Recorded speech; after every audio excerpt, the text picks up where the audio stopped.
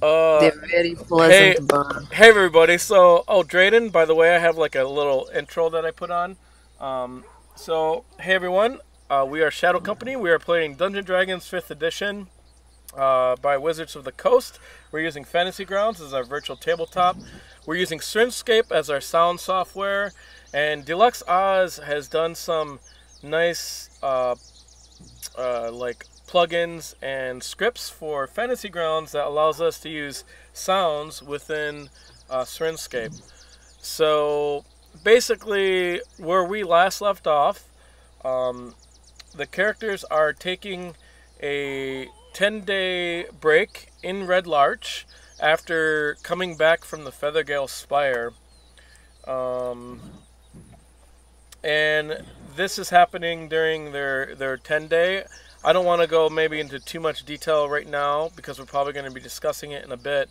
What happened before, but the last session really what happened was there was a um, a meeting with the the people that are representing the delegates that were supposed to come into town, which has to do with the different factions of Red Larch. During the 10-day downtime, the party, the heroes, are waiting for Vhajjharma to finish writing her spells in her book, which takes some time. So for play, Vhajjharma, don't worry about what spells you have written or not. We're just going to say it takes that time. What you have memorized today or whatever we're playing is what you have. That's totally fine. So Okay. um, we're not Very gonna good. we're not gonna worry about that. We'll just say the ones you don't have memorized, you just haven't written down those yet. So or whatever. It doesn't really matter. So um, and we have a new player to the group. His character name is Griffin. What's your last name? Because I can't see it. Griffin Tenderfoot. Tenderfoot. Um, and you'll have time to describe yourself when you guys meet. But basically, you're just arriving at Red Larch. And let me find the Red Larch map. Unfortunately, I don't know where I put it. You mean the descriptions? No, I have the descriptions. I had like a map of Red Larch so you can actually see the image of Red Larch. But I don't know where it went. So let me see if I can do a That's not search. the map that you're showing us right now? It is not the map of Red Larch. It is a painting of Red Larch. I see. It is Red Larch itself. You guys have seen it before, but some people here haven't, so I thought it'd be nice to show them. Whatever. I don't know if I can find it, so fuck it. So Red Larch is a small town. You're probably coming in from the Long Road, which is the road coming off from Waterdeep, I believe. The area that you'd be coming in. So you're coming in from the south. When you come in the Red Larch, it looks like a very nice village. You can today it's a pretty hot day, and to be exact, let me see what the date is today. So you're gonna arrive on the 4th of Mithril, which if you go to your calendar, which is on the top left side of the little icons, it's right below the alignment graph. That gives you a calendar, and in that calendar, I actually keep track of all the days and sessions, and I explain what happened during those sessions and put down important information. So you can always go back and read like what happened before and stuff. I try to keep that stuff up to date. So basically, if you click on the days, you'll see it should be marked blue for you, or actually it's not. It'd be marked red, I think.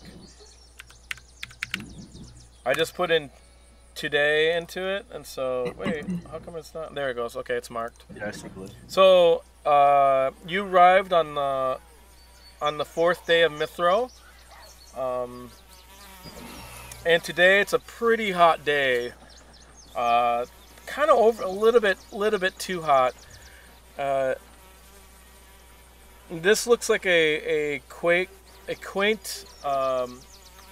nice little town. Something you can picture the wolf living in, definitely. And as you're walking along the road, you see a bunch of sheep walking by and some kids chasing some sheep. And even up ahead, you see sheep just kind of wandering the ground. Let me look up something. There's something else you see. Here we go.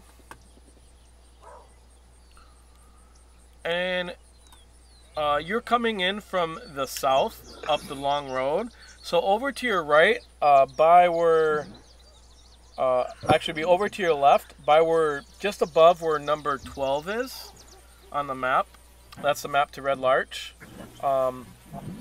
You do see something odd. You see what looks to be someone standing outside of their house, completely naked. They're human, completely naked, covered in head to toe in mud and clay, and they're just standing there mumbling to themselves. Wait, so they're a level above 12? Yeah, just above 12, yeah. Yep, I can zoom you in. And where am I? You don't have to worry about where you're at right now. If you just drag your character in, I just did for you, you can, you know, you're probably about right there. Okay, so, yeah, I guess with my first experience here, I'm just gonna kind of like wipe the sweat from my brow, kind of like look over to where the muddy person is, like just kind of shuffle, penguin style, with a big backpack on, full of like books and stuff. Right. Okay, and sheep goes, as you're looking at this guy, you quickly get out of the way as a sheep almost runs you over, and it goes running up, and a bunch of kids chase after the sheep. And one of the kids stops and says, "Hey, are you one of them half-man?" I think that's what you guys call me. Indeed, I am. I am indeed a halfling. Oh, my mom says I shouldn't talk to you. Oh well. You're dirty. Well, there are many dirty people out there, including the person behind you. You know what the deal with that is, by the way? Oh, yeah. My mom says people have been going bonkers in the town. He thinks it's the priest that came in. The priest? But you're not so dirty. Can I touch you? I think you should listen to your parents. Okay, I'm gonna go now. Bye. He runs off. Priest, huh? Indeed. And as you walk up, you know, you can tell the center of town is definitely north of here as you see bigger buildings. And even from here, you can see a chapel. We're just going to, have you walk up. So I'm kind of going to half narrate this part just so we can get to it a little bit faster, you know. Not have you wander around aimlessly right now. As you walk up, you see on your left-hand side, you see what you know as an all-faith shrine. So an all-faith shrine is a temple or shrine that is dedicated to all faiths. It's a place of neutrality. So if you worship any god, you can go in here and worship it. They usually have like people that take care of the place, but they can be from any faith. You're not allowed to have bloodshed or anything like that. No, normal church rules, pretty much. So on the left side, on the west side of the long road, just south of the inn stable yard, stands what looks like a grand stone mansion. 2 wide wooden doors planted with symbols of many gods stand open day and night. Inside is a plain chapel with a stone altar. You can see that the doors are completely open. Oh, and there's one other thing on the note that the wolf told you. He told you head to the Swinging Sword Inn. He has a room there for you. Oh, so and your contact is to talk to Calissa of the Swinging Sword. She's a proprietor of the Swinging Sword. To contact her, and then she will point you in the right direction. okay. So probably just gonna like did I already pray and whatnot and do my ritual? What's that? Did you already say I prayed and whatnot and showed respect? Then Okay. that's probably what I'm going to do. Okay, so you go in and you bow. And before I go, Okay. check out whatever it will be. All right. You go into the temple. The place is it's pretty nice. I actually have an image of it, the inside. Share that. So obviously those two are not there, but they were at one time. What time of day is it? What time of day did you arrive here? It doesn't really matter. Oh, I don't have a... I can make you smaller. I don't have a grid on here, so... What time of day did I... What time did I, It's up get to to you town what again? time. We'll just say it's morning. We'll say it's 8, okay. just to make it easy for you. I probably came here around 10. Okay, sure. 10 o'clock, yeah, she would be in there. So, you see from here, what looks like a rather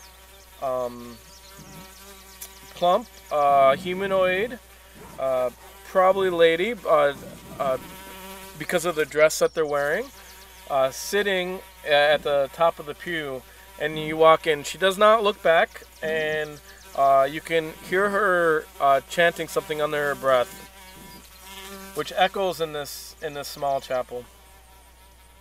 I'm probably gonna approach nonchalantly, but attempt to, try to hear what she's trying to or at least try to hear what she's saying. Okay, so you walk up to her then. Yeah, I'm Okay. curious to what she's muttering on her about. Can you roll a perception? Yeah.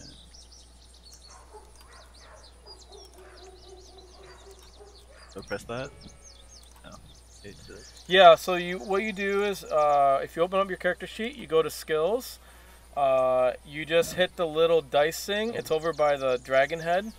It's right by the number. There's a little dice thing. You just hit that, and then it'll roll. There you go. Okay.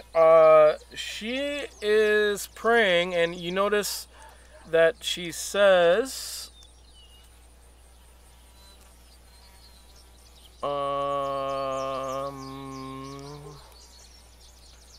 She says, "May soon bless redlarc and make today worth living." That's basically what she says. So, do you have religion? I do have religion. Oh, cool. All right. It's a basic. Saloon is a god. Okay. Or soon is a god. So, a good god, too. Alright, so you do your prayer? Yeah, I'm probably gonna one of the pews. Do you do it quietly?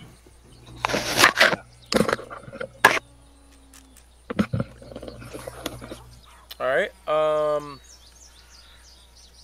so, yeah, you say your prayer quietly, and she doesn't even notice. She continues to pray herself.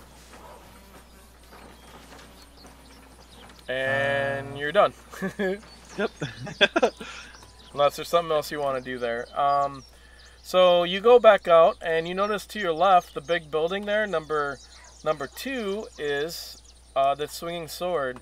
So on the north door of on the one door north or one house north of the All-Faith Shrine stands the Swinging Sword. The inn is a 3-story stone structure, actually 2-story stone structure, crowned by a steep slate roof that bristles with many chimneys. A signboard juts out over the door, hanging from chains. It's 10-foot long, carved wooden scimitar emblazed with the inn's name in red paint on both sides. An inn yard with stables and outbuildings lie behind the building. So I wish I had the image there, because that would be nice. So wait, it's the what's the name of the building again? The Swinging Sword. That's the place you're supposed to go to. And then to the left of that, you see there's another building right across the road from the Swinging Sword. In stands a ramshackle 2-story tavern. Rusty metal grills cover its small, dirty windows. The tavern name is fairly clearly printed in large, simple letters on both sides of a jutting wooden sign. On top of the sign is a rusting, oversized adornment, a warrior's bucket helm with 2 eye slits, which is actually an upside-down watchtub. Do I know it's like an upside down? Yeah, you know. You can tell right away. It's obvious that's what it is, but it does kind of look like a warrior's bucket helm. You kind of know that's what they're trying to go for there. Also on the way up, you notice there was a workshop at number 16, which was some kind of wagon workshop. And you hear someone shouting from inside of that place, say, "Hey, get that fucking shit over there!" They have a very loud mouth. It's like it's super loud that I can hear it all the way from Yeah. where I am. Yeah. And it's full of cuss words and everything. On the Swear words. there's a number. So that was number 3. You're gonna get to know these places, so you don't have to worry about memorizing everything or anything like that yet. So there's another place, number 7.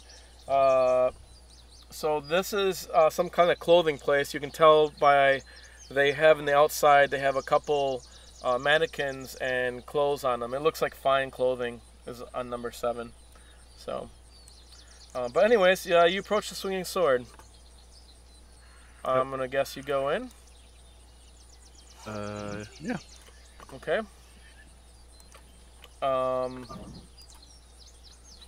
Oh man, it always messes up my maps. I don't know why.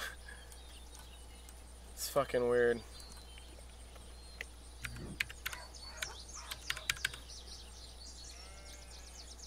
Swinging Sword, lower. Okay, this is the Swinging Sword. Though, it's not the Manticore's tail or whatever it is. This is the Swinging Sword, the map we use. So when you walk in, today is 10 o'clock. There's only a few people at the back tables, and one person at the bar. And when you walk in, you see.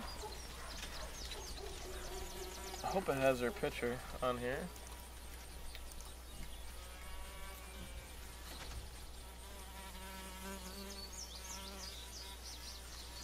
Oh, great. Well, anyways, you see a dark-skinned lady, perhaps in around 45. She's human. She has curly hair, and she's talking to the person in the front. She sees you walk in. She's like, "Oh, hello." Yes. Wait. The person I was supposed to look for here was Her name's Calissa. Melissa. Yeah. So yeah, I'm just gonna walk up to the bar table, I guess. Sure. The table, and then. What can I get you? Oh, maybe you could refill my water skin. Why, certainly, young man. She goes and gets some water, and as you take a look around, you notice that the kitchen is burnt. There's been a fire there that hasn't been repaired, but it looks like it's from a while ago, though. The man sitting to you is a plump man. He looks to be a priest of some type, and he is eating what looks to be like a crumble cake. And on the bar, you see laid out is cut into squares is like some kind of crumble cake, and you get a smell of it. It smells delicious. Oh yeah, I'm starving. I just got here. I would love some. So Okay. She's like, is one, that one it? of those, please. Oh yes, crumble cake, of course. Here's one on the house. She gives you a crumble cake, and she goes down below the bar. She brings back up. This goes on top of the crumble cake. Would you like some? It's like a cream sauce. Like what kind of cream sauce? Does it look appealing? Well, here, I'll put it on the side. You can taste it. And she puts it on the side of your thing, and you take a taste of it. And it is delicious. However they make it, it's sort of like a little bit of like cream cheese and like fresh cream with a little bit of sugar and slight cinnamon in it, with a little bit of an orange flavor. It's really, really good. Yeah. Does anybody make a Dungeons and Dragons cookbook? No, but we should. Because now I want to. Can we market that? Can we market that? Yeah, you could. There is. So Ed Greenwood, some of the early Dungeon Dragon guys would get in detail, like in what's his name? The guy did the Tolkien series, J.R.R. Tolkien, right? Him.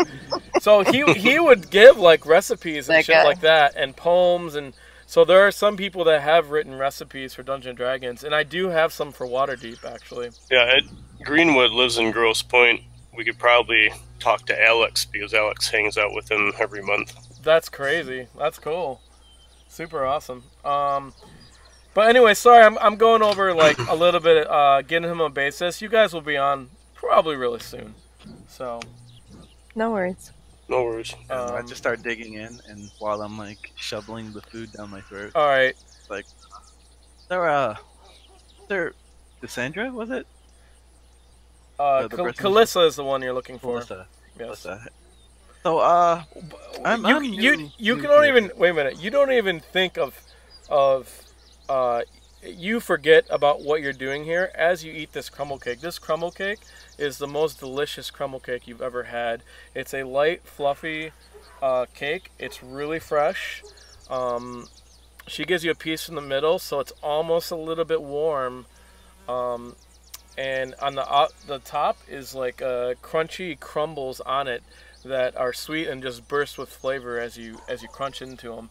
As she puts on the syrup, it just kind of drips off on the side, and it is completely delicious.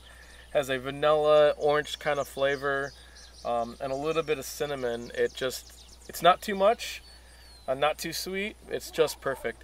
You just want more after you eat it.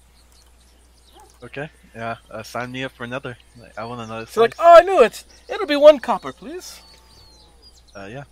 Okay. I throw like 3. Okay. Oh, see, it works every time. And she gives you 3 pieces and puts the syrup on it. And that's not it.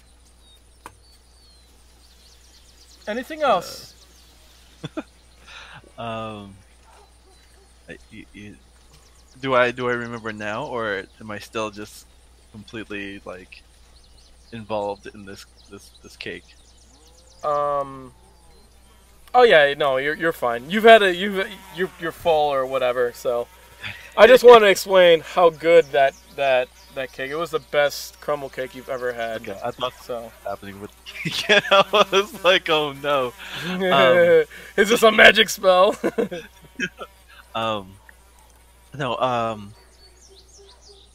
Jeez, like actually talking about the cake, maybe forget about the friend's name again. Yes. So what? The cat's got your tongue. Yes. Is there a person who maybe here, maybe has come here? She is a woman by the name of C name I can't remember. It's Calissa. Calissa. Oh, yes, you're talking to her. I am Calissa. Pleased to meet you. What's your name?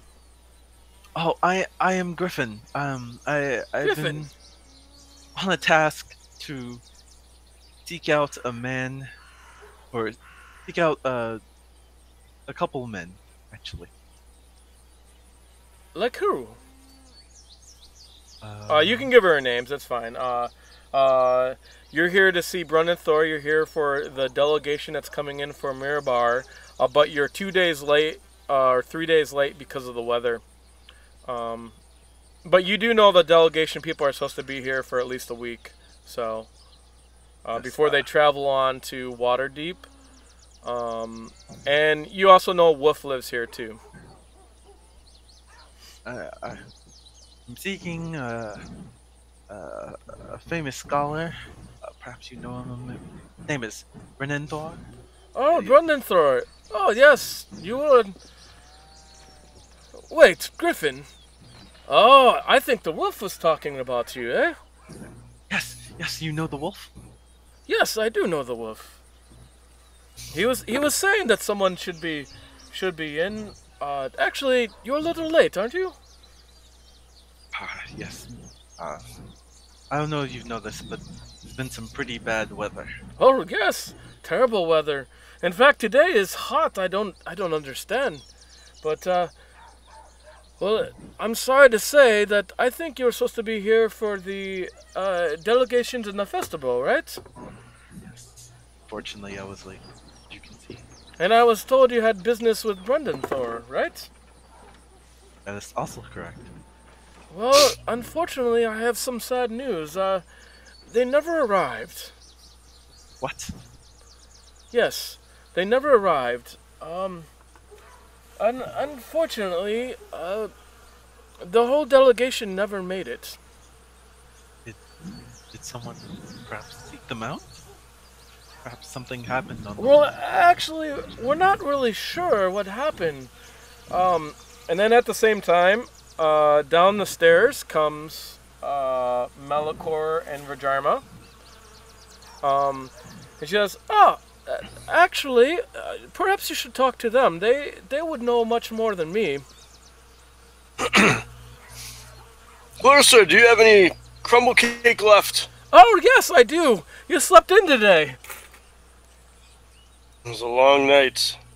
This is Griffin here. He was one of the ones I was supposed to meet, Bruldenthar and the delegation, but he came in late because of the weather. Griffin, this is Malichor. I Malichor stoop down and put my hands on my knees and get really close. Well met. Malichor, explain your character.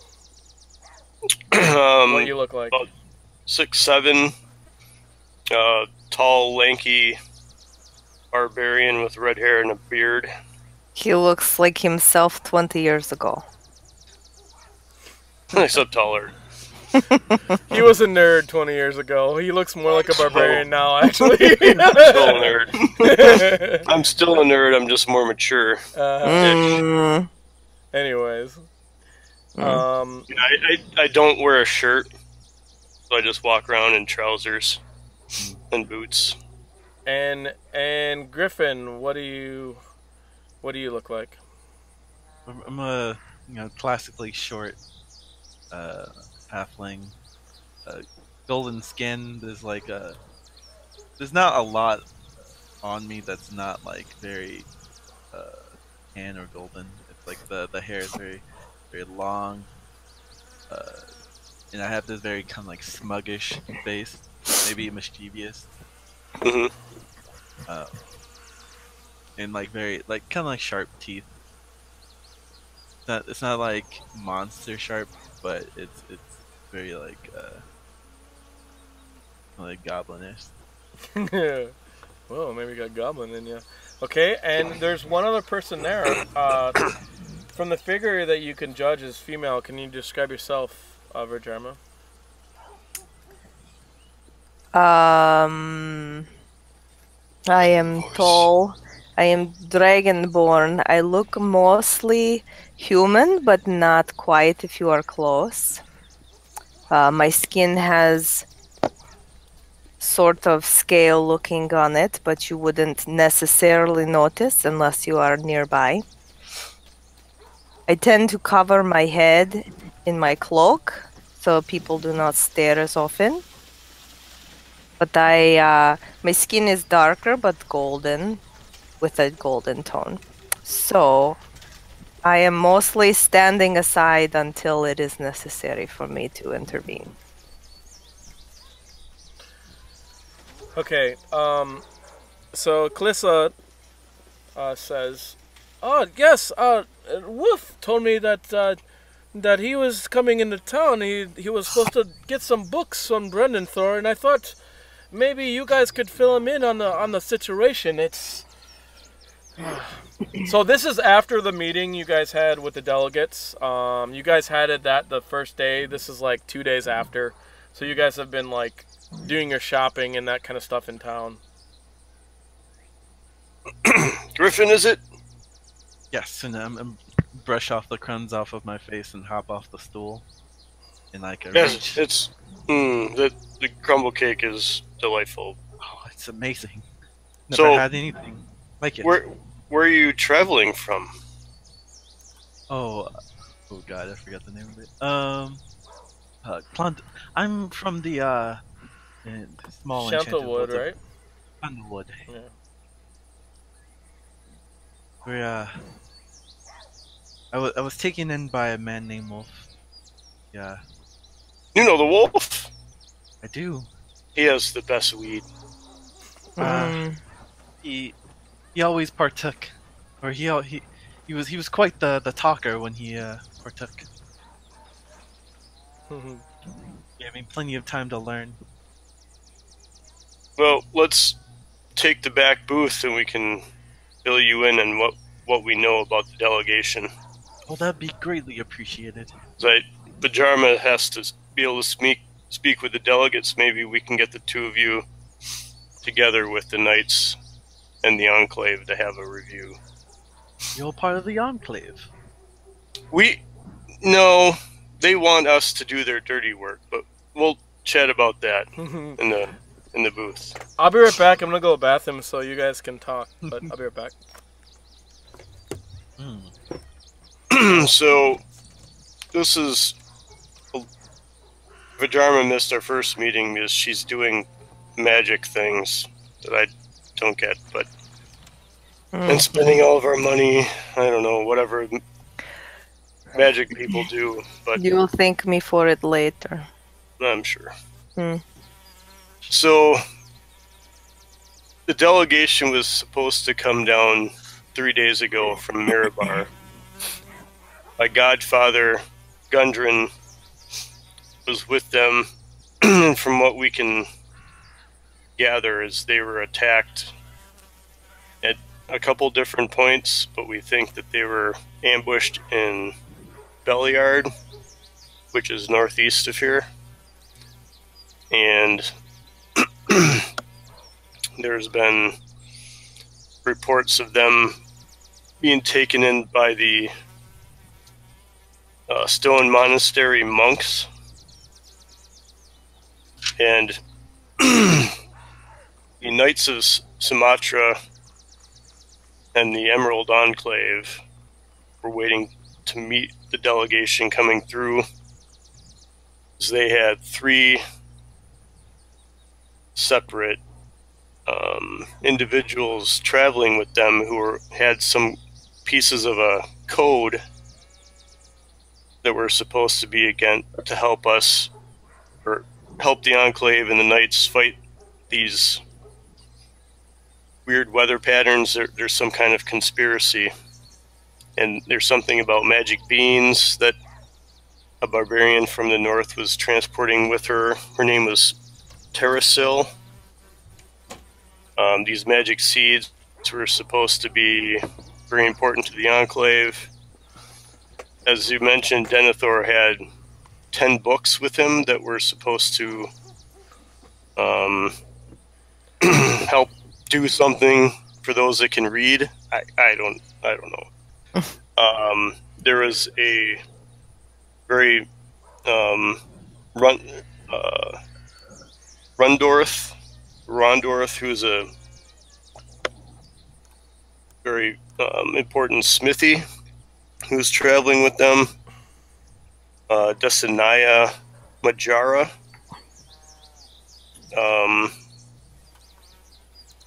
Was carrying. These each had a different. I don't know. We don't know who they are, but we're supposed to find them. So, according to whom? Well, according to the Knights of Sumatra and the Emerald Enclave. Knights of Samular. Samular. Like, as you guys are like saying stuff, I like start like jotting notes. Yeah, this is all coming from my notes. So there's. But you see his character actually writing notes. That's what he's saying. So good. Denethor had these books are coming from the Harpers, and they were supposed to help those that use books do stuff. Very, very fortunate. All right. Let's do stuff. There's a number of different people that we've run into and battled and picked up information here and there. There's the Knights of the Feathergile Knights, who are involved with some kind of Feathergale Knights. Feathergale Knights, some kind of involvement with elemental magic of some kind. We captured a keep east of here called Riverguard Keep. There's some kind of magical enchantment underneath the keep. On our way to Summit Hall. So we're gathering our information, and we're going to be going to Summit Hall soon to meet our next contact from the Knights. So we gather up some supplies and then possibly go check out this stone monastery to see if they still have any members of the delegation. The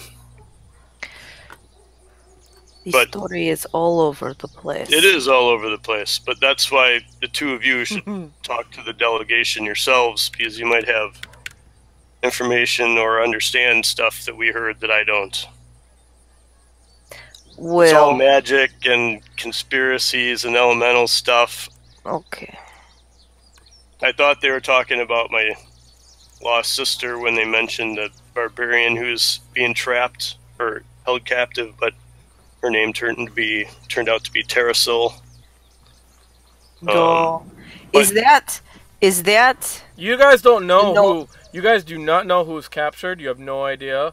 You just know that one of the people traveling with the group was. Those are assumptions that we made. So we don't know who was in that letter, right? We don't know that. Yeah, no, not for sure. Get your letter out. You can read You're it. assuming. Yeah, we'll show the letter from the Queen, so Griffin can read that. Maybe he knows who this person is. Nobody knows who this person is. Okay.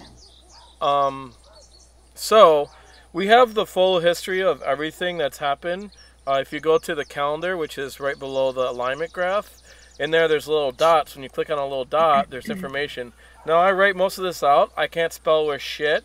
I'm not very good at writing, so just, figure out what the words are. It actually allows, you can edit it, so if you can't stand misspelled shit, go ahead, correct it. I don't give a fuck. So it's actually you guys can put notes in there too, but Malichor, before you start explaining our whole life story, Why don't we let little man tell us what he is doing? Well, it looks like he's taking notes, but I think maybe he needs to know more stuff. Well, I don't think he needs to know all of our business until we know what his business is. Oh. Well, can we show him all these symbols and other things that we have too first? Why don't you let him tell us who he is and what he is doing? All right. Symbols? Huh? Oh, me? Little man, why don't you explain to us how you came about Clarissa, grab me some more meat, please. I'll be right there. Just a sec. Malichor, he is strong, but he is not strong as much in the head. So let us try to reclaim some order to this conversation, shall we? What is it brings you here, and how does it matter to us? Well, I'm not sure how it matters to you, but I was sent here. I received letters about the man that you seek, Bruldenthar, and the delegation that I needed to receive a few books from. Letters from whom? Wolf. Ah, The man that you know as Wolf. okay. And he asked you come here to get books? Yes. Are you student? I'm always a student. I spend my time reading most time in the Candlekeep Library. Okay, what kind of books is Of it all. you're reading? All kinds. All books. Tell me things that you know, little man. What do you learn from your books? I love your voice, by the way. It's awesome. Mhm. I'm probably like I start like I guess raving about like Agar or is his name? Oh, what's his name?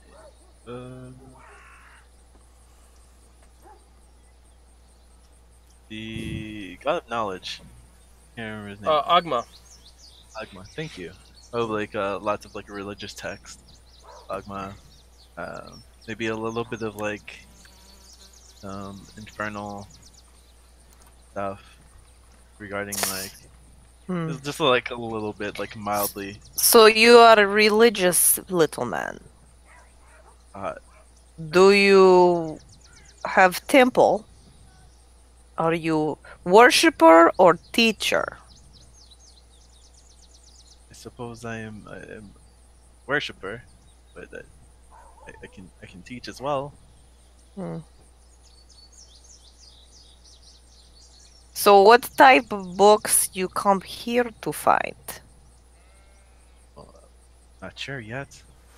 I was here to get the books, whatever books they were. Oh, they did not say what kind books. There were 10 manuscripts of history. The ones that Denethor are carrying? Right, but he didn't tell you that. Who are you getting the books for? I don't know their history books. Well, he told you their history books. Okay, cool. And he told you Denethor has them, and he's supposed to give them to you. Who are you getting the books for, and what were they going to be used? How are they going to be used? God, Malichor, you did not listen to any of conversation. I was drinking my mead with Clarissa. I'm just going to get the books and bring them to Candlekeep. So, little man, how far you travel to get books? It's been quite the journey. From the Condor, if you know, and I probably have like a map. I've been like So how long Yeah, have you have a you map. been on? How long on the road were you? He's been on the road for. Here. Not that he tells you this, but I'm just gonna tell you, you've been on the road for at least a month. Wow. So you travel by yourself, alone. No, you came here with a couple monks, but they left you in Waterdeep. So Oh, I Okay. can. the travel from Waterdeep is about 6 days. I was with a few from Candlekeep, but they've all left. Seems that our journey ended there. So as they're chatting, because my eyes are kind of glazed over with all this talk about books and reading and whatever, Mm. I'm gonna go over to Clarissa and see if the delegation's still in town, or if we can possibly catch anybody, any of the stragglers. Yeah, sure. Says, oh, Malichor, I got your arrow right here. This one's on the house. And did you have any cake? Did it's always delicious, Good. but Everyone loves Malichor. did are there any members of the delegation? Because I think these two would do well to speak with someone. Oh yes, there's the knights are still here. They'll be here for another day, and then the abbot is still here, and of course you know where Eldritch is. Of course, they're not the ones from the delegation. They were supposed to meet the delegation. Right? I understand, Okay. but from the faction. So, could you send a runner and gather them for a chat? Oh yes. I believe the knights they went out. They trained early. They're probably training. I'll send a stable boy to get them. Well met. Well met. And she runs out of the kitchen. I'll amble back to the table.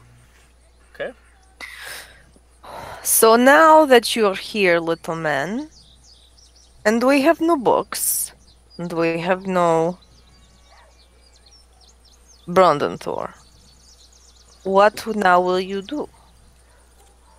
Well, I haven't figured that out yet for myself. Perhaps I'll maybe meet just with Wolf. If I can find him. Yes, that wolf. He is interesting man. Wolf is the best. Yes, of course you would say so. I mean, he's taking care of our animals for us too. Oh, yes. He is fine person. He is fine person. Okay. So, you guys have your meal. We'll say you guys eat like a full meal now, and after about maybe 30 minutes, you're halfway done with your meal. Clissa walks up. The knights are training right now. They said they meet you in an. Whoa, what are you doing here? Hey! Nice to know you're playing. Did you text me or something? Well, I didn't know I could until I... Oh yeah, you can play, dude. I put it on the text. You can play whenever you want. So. I don't even have fantasy grounds, really. I mean, I kind of do. Well, that's going to be hard to play then. Hey, Aaron. Yeah, I'll see if I can bring it back up. Alright. Anyways. So, they said they'll meet you in an hour at the helm. Oh, the helm. Maybe I could make fun of another bard. Malichor, don't... Malichor. She goes and pinches you on the cheek. You're such a sweet one. She walks away. Mm. Yeah, hard to charm, I suppose. Malichor, don't get your ass in something I have to get you out of. Also, I outplayed that other guy before with my bagpipes. Yeah. Also, Malichor, you also have a date tonight, if I remember. Yes. At 9. At 9. Oh, this gets around. Anyway, so you guys wait around for an hour, I take it? Finish your meal? Yeah, Yes. probably. Okay, you guys have like basically half-cooked chicken. Calissa apologizes for that. She says their kitchen hasn't been up, and they mostly eat the leftovers from the helm. But the crumble cake is delicious, though. So an hour goes by, and as I gave you guys a picture of a red larch, what it looks like. On the right-hand side there is the swinging sword, and the left-hand side is the helm of the two big buildings there. And so you guys go across the street to the helm. Bam. Do you guys come late or early? Or on time? On time. On time. Okay. I do not like to be kept waiting. I do not intend to do it to others. Oh, God, even this one is...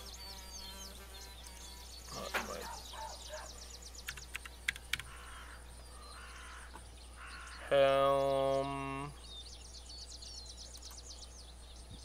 Alright. I'm sharing the map of Helm. If you go to the Red Larch map across the street, number 3 is the Helm. Hey, Shawn? Yeah. So what's your, like, host address number? Because I think the one I have doesn't work. Without going out of it, I don't really know it. Oh, well, yeah, I can't log on from here then. Does one of you guys know it? Not don't- offhand. I don't know if I wrote it down. It's in the chat somewhere, I believe. Oh, I wrote it down. That's good. It's 107 107 198 98 0 0 215. Do I have to put, like, dots in between those? Yes. 107 198 0. 215. Okay, hopefully that works. Yeah, I just seen your text, Aaron. I didn't notice. We started early today, which is nice.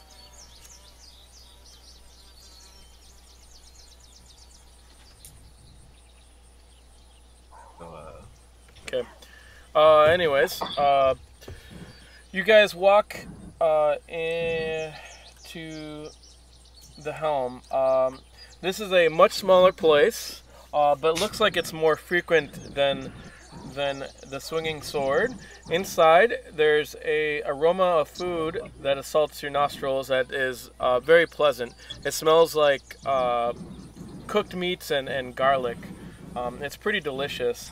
And inside, at a round table, you see 4 men in the northern table.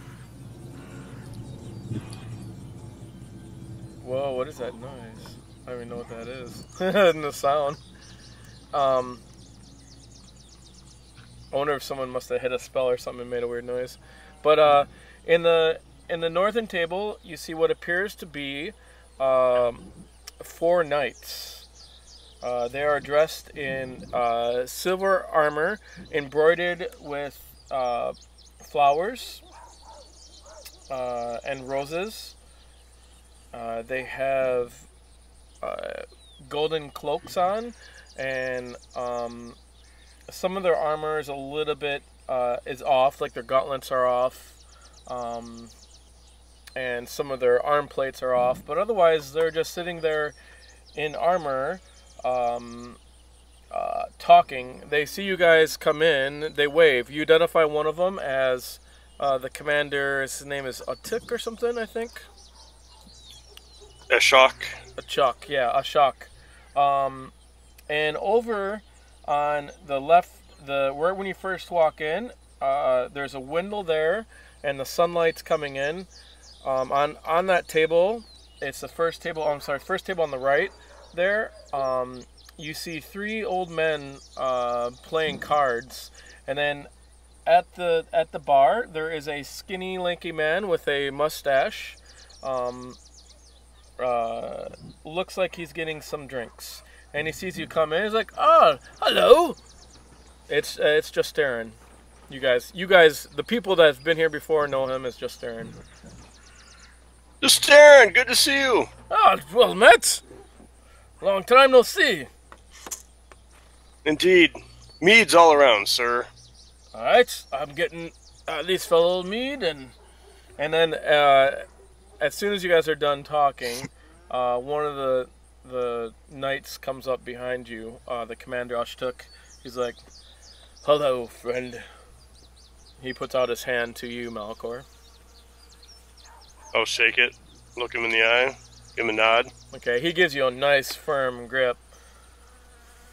I heard you needed to talk.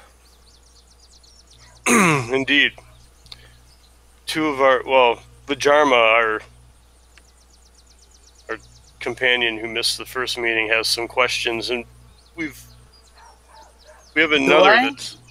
Oh, I would think you'd want to learn something from the knights. They can teach us so many things. And we also have a young man that's running in and has some questions regarding the delegation as well. Yes. Hello. You there, halfling, what is your name? I am Griffin. Griffin. Tenderfoot. And can this Griffin be trusted? I'm trustworthy as all could be trusted. No worries. Tell them who you're sent by, Griffin. Oh, do you know of a wolf? Wolf? Yes, I know the wolf. The druid that lives here. He's a mentor since childhood. Is that so? And do you have proof of this? What happened? Well, surely if Maybe? you've ever, if you've ever... I mean, you have a letter from him. Oh, I do, written in his writing. I'd probably go into my bag and take out the letter and I remember the times where he would smoke his pipe weed. Yes, hand that over. Let me see that. Oh. Okay, so you hand him the letter. Yeah. Okay. He opens it up. It is the seal of the wolf. It was wax sealed by the wolf. He opens it up. And indeed, it is his writing. He goes and he folds it back up and he hands it back to you. Thank you. It seems like this is a bit of a bigger group than I expected. We should sit over in the big booths. I will meet you there in approximately 3 minutes. And he walks over to the table and he talks to the knights there. And they nod their heads and they get up and they walk over to the big booth. Interesting. Do they have a crest on there? Yes, they have a crest of a rose. Oh, it's just like a big rose. Yep. And kind of sketch it. Can you sketch it? Yeah, certainly. I mean, you're welcome to roll history checks to figure things out and all that kind of stuff. I mean, you are a knowledge cleric, so. I would love to. Okay. You can roll history, religion, whatever you want. I definitely get my religion. Is that religion? Okay. Through your religion, you do know that the rose isn't particularly religious, but you do see there is a symbol of Tempest on him that dangles from his. He has a necklace with the symbol of Tempest that dangles from his medallion, which Tempest is the god of lightning. It's a good god of justice and law. Yeah, so paladins. Yeah, pretty much, yeah. If you want to roll history, you can find out more, but that's what you know for him. He has definitely a Tempest Knight. And you do know that the Similar Knights do worship Tempest. Oh, that's a 1. Yeah, that's a 1. Not much about him, so, and so the history just his stature, he's kind of unbecoming to you. He just kind of throws you off, and you being new in town, you can't remember. You know it. You just can't remember right now. So. On the tip of my my tongue. Yes, exactly. And anyways, you guys go meet them in 3 minutes after you get your round of mead from Justerin, and Justerin's like, well, I haven't seen you here in a while. To whom? To you guys. Oh. You guys just ordered mead, so he's getting you guys mead. Oh, Juster, we've been so many places you would not believe it. Was that so? I put my hand on Melkor's arm to calm him to not tell everything to everybody immediately. So you messaged that in his head then. What do you say you message? It's fine. Yes, I will message him. This is definitely a place you can get away with messaging people. People aren't going to be like, oh my god. They know you now enough that you do that quite often. So, yeah, I do that particular message quite often. Yeah, probably.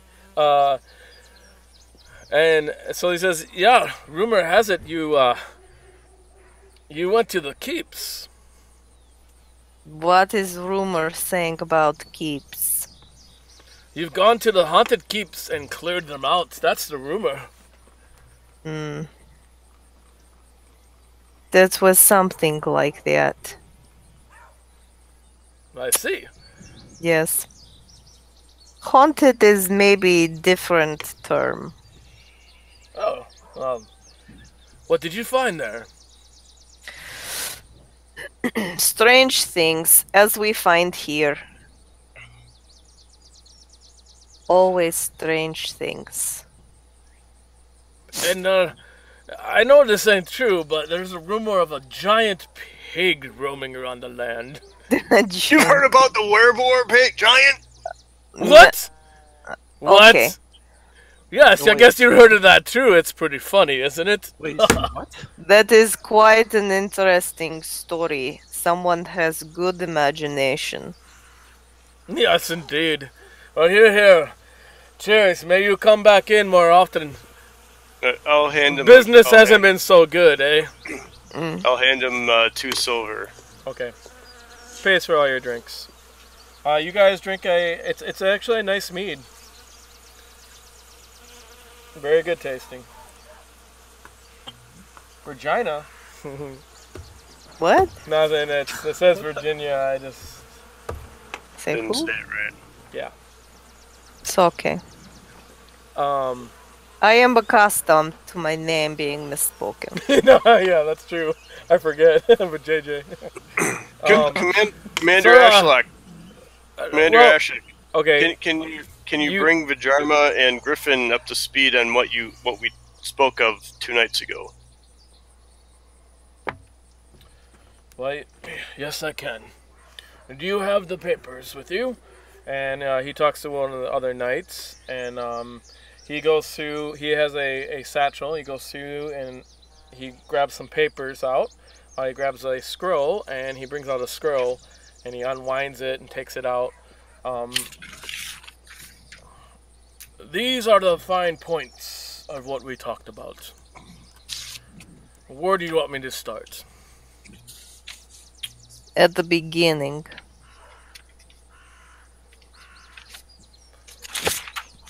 When you... your discussion or our discussion? Your discussion. Okay. Well, we've come here because we were to meet the delegates yet 3 days ago, but they did not arrive because they went missing sometime on their time from Billiard to redlarc. We were to meet them. We had pressing business.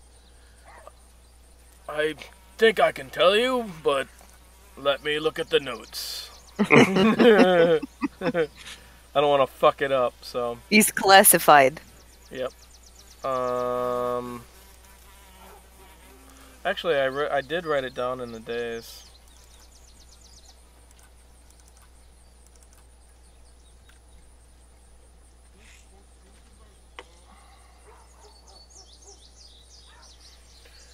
The Harpers. I'm granted to you with the questions on your face, and I have not talked to you. What is your name, ma'am? My name Yes. is Vhajjharma. Ah, you are the Vhajjharma. The The Harpers, Vhajjharma. with the questions, with the questions on your face, it seems that you don't know of the Harpers. I am not familiar with that name. The Harpers are a rather secretive group of spies, but with good intentions. They patrol the realms, keeping tabs of evil and such. This delegation were to meet a representative of the Harper here. His name is Eldritch Valivrol. You know him, he runs the Eldritch Sandries, or Valivrol Sandries, down the street. The Harpers were...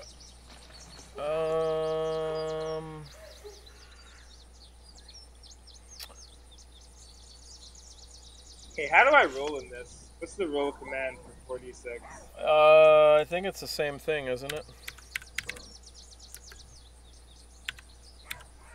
Nope. Not as roll 20, it's something different. I don't know what it is. Try R or something. There's a way you can get the information up. Because I take the die. I pick up the dice. If I go and pick up the dice with the left mouse click, and then you right click it 4 times, you'll get 4 dice up. But you have to have the left mouse clicked hold. You can do that. I Or guess I can try that. there you can put, there's commands. I don't know. You put info or something, and then you get all the info of all the commands up. There you go. So just put /info, and then you have all the command messages that you can use.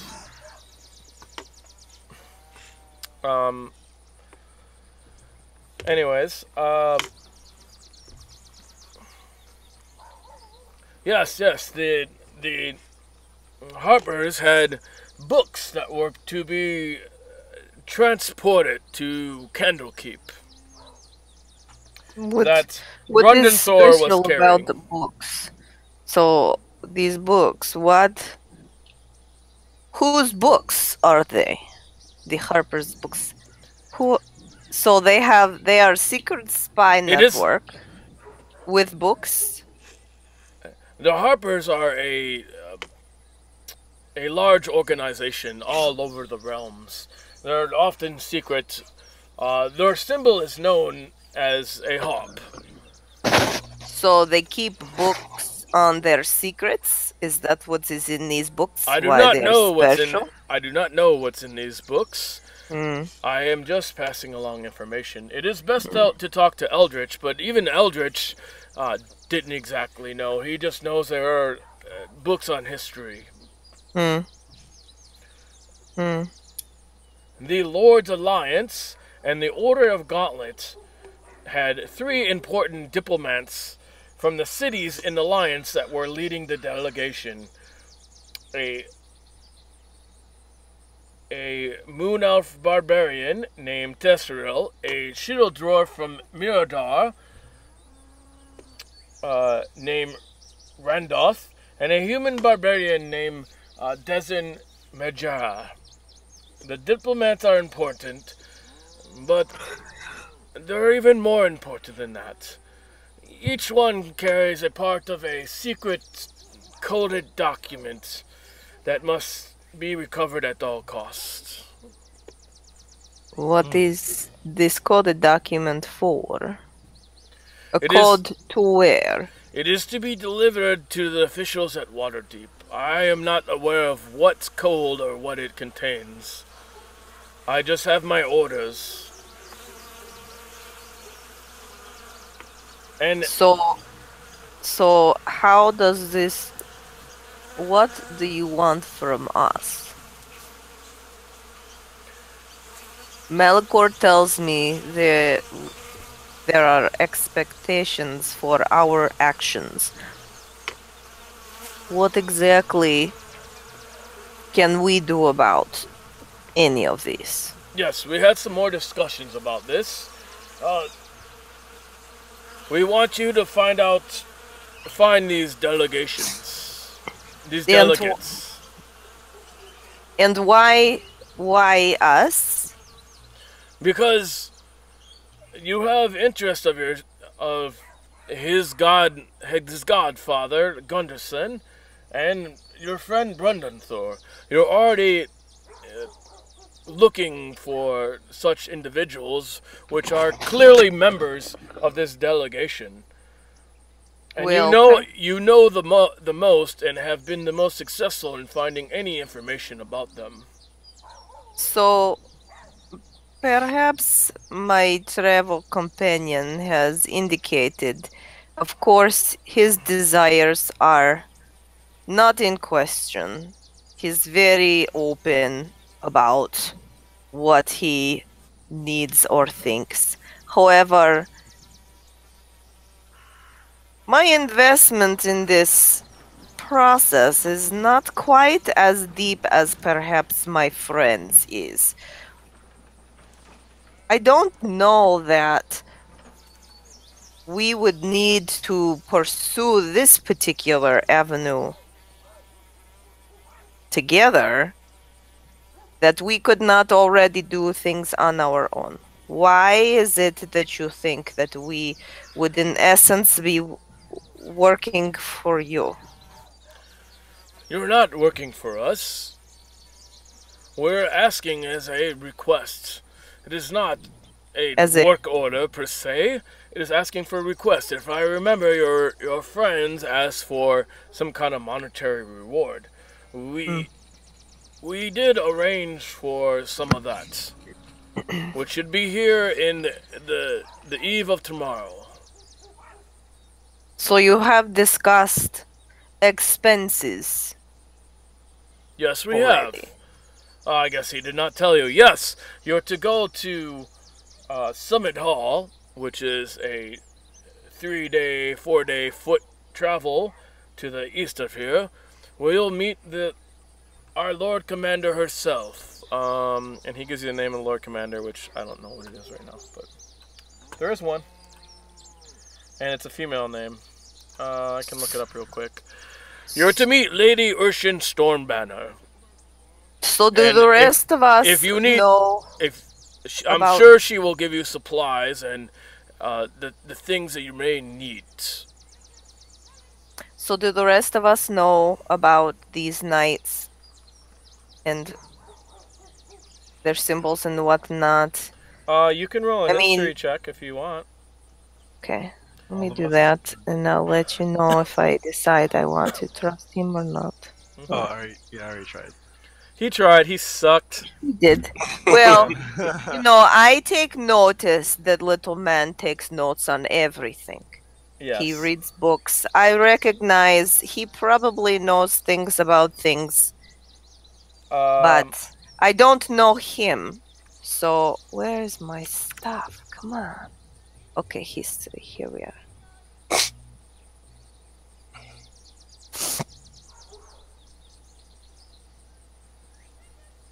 Did not do it in tower, I am sorry.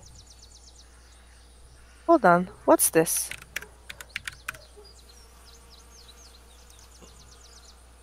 Oh.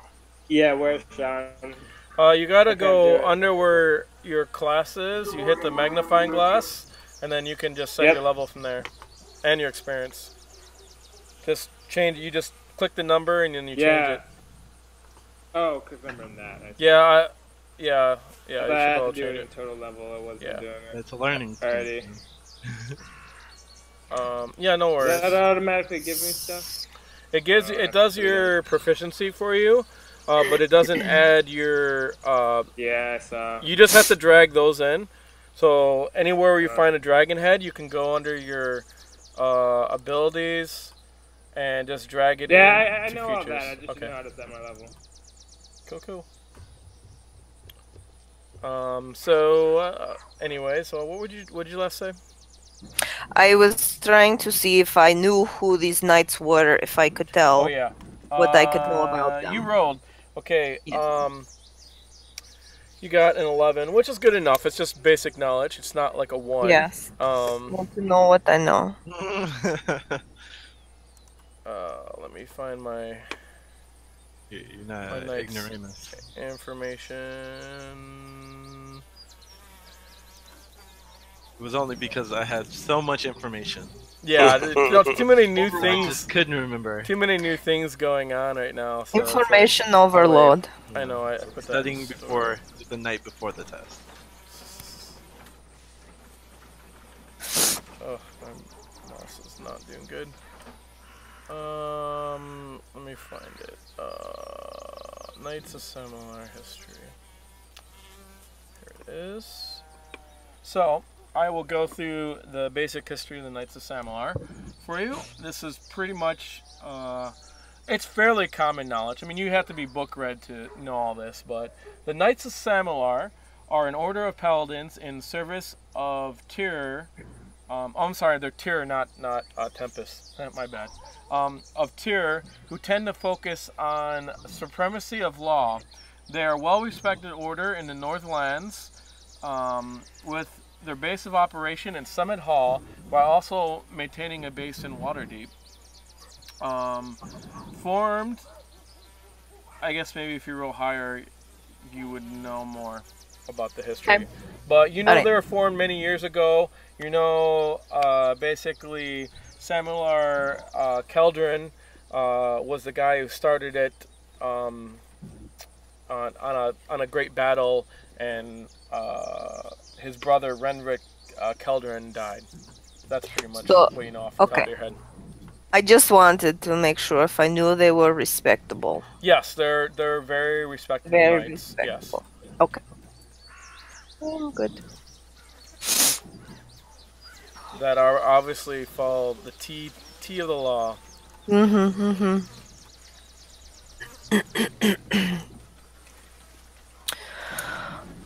What else?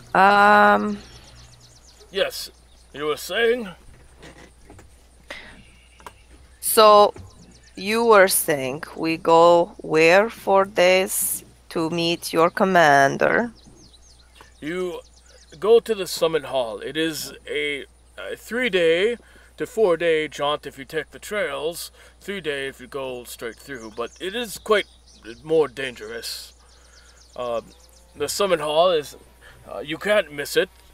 From 10 miles you can see it. It is up on top of a plateau of a mountain. You'll see it high above.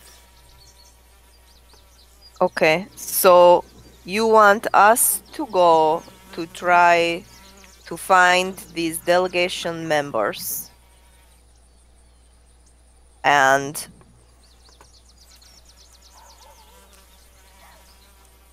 get back these letters with the code. Yes. Am I understanding correctly? Yes, they have some kind of code. I assume they're letters, but I don't know what exactly they are. They have a code because it is a code for something important to the knights? That I do not know. Something you are I do know they're supposed to send it to the officials of Waterdeep. Okay.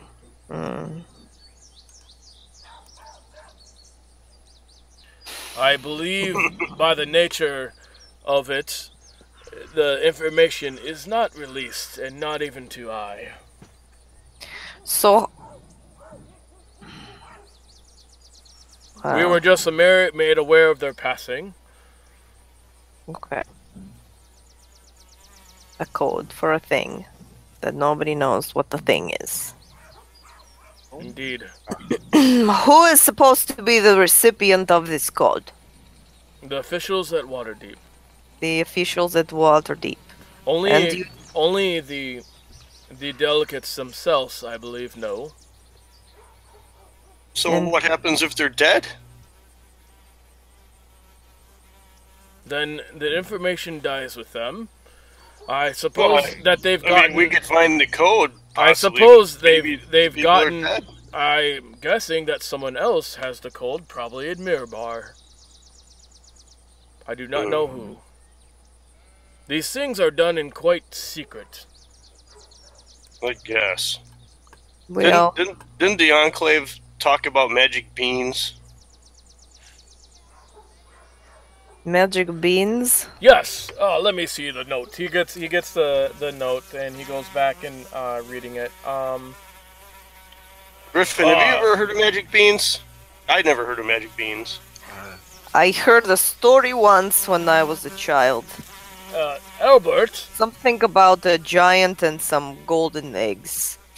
Albert, formerly from the Golden Fields, the abbot of Greenfield Monastery, which is south of here, says Tesseriel, a barbarian woman, had in her possession a pouch of magical seeds she was taking to the Abbey of Golden Fields, not far from redlarc.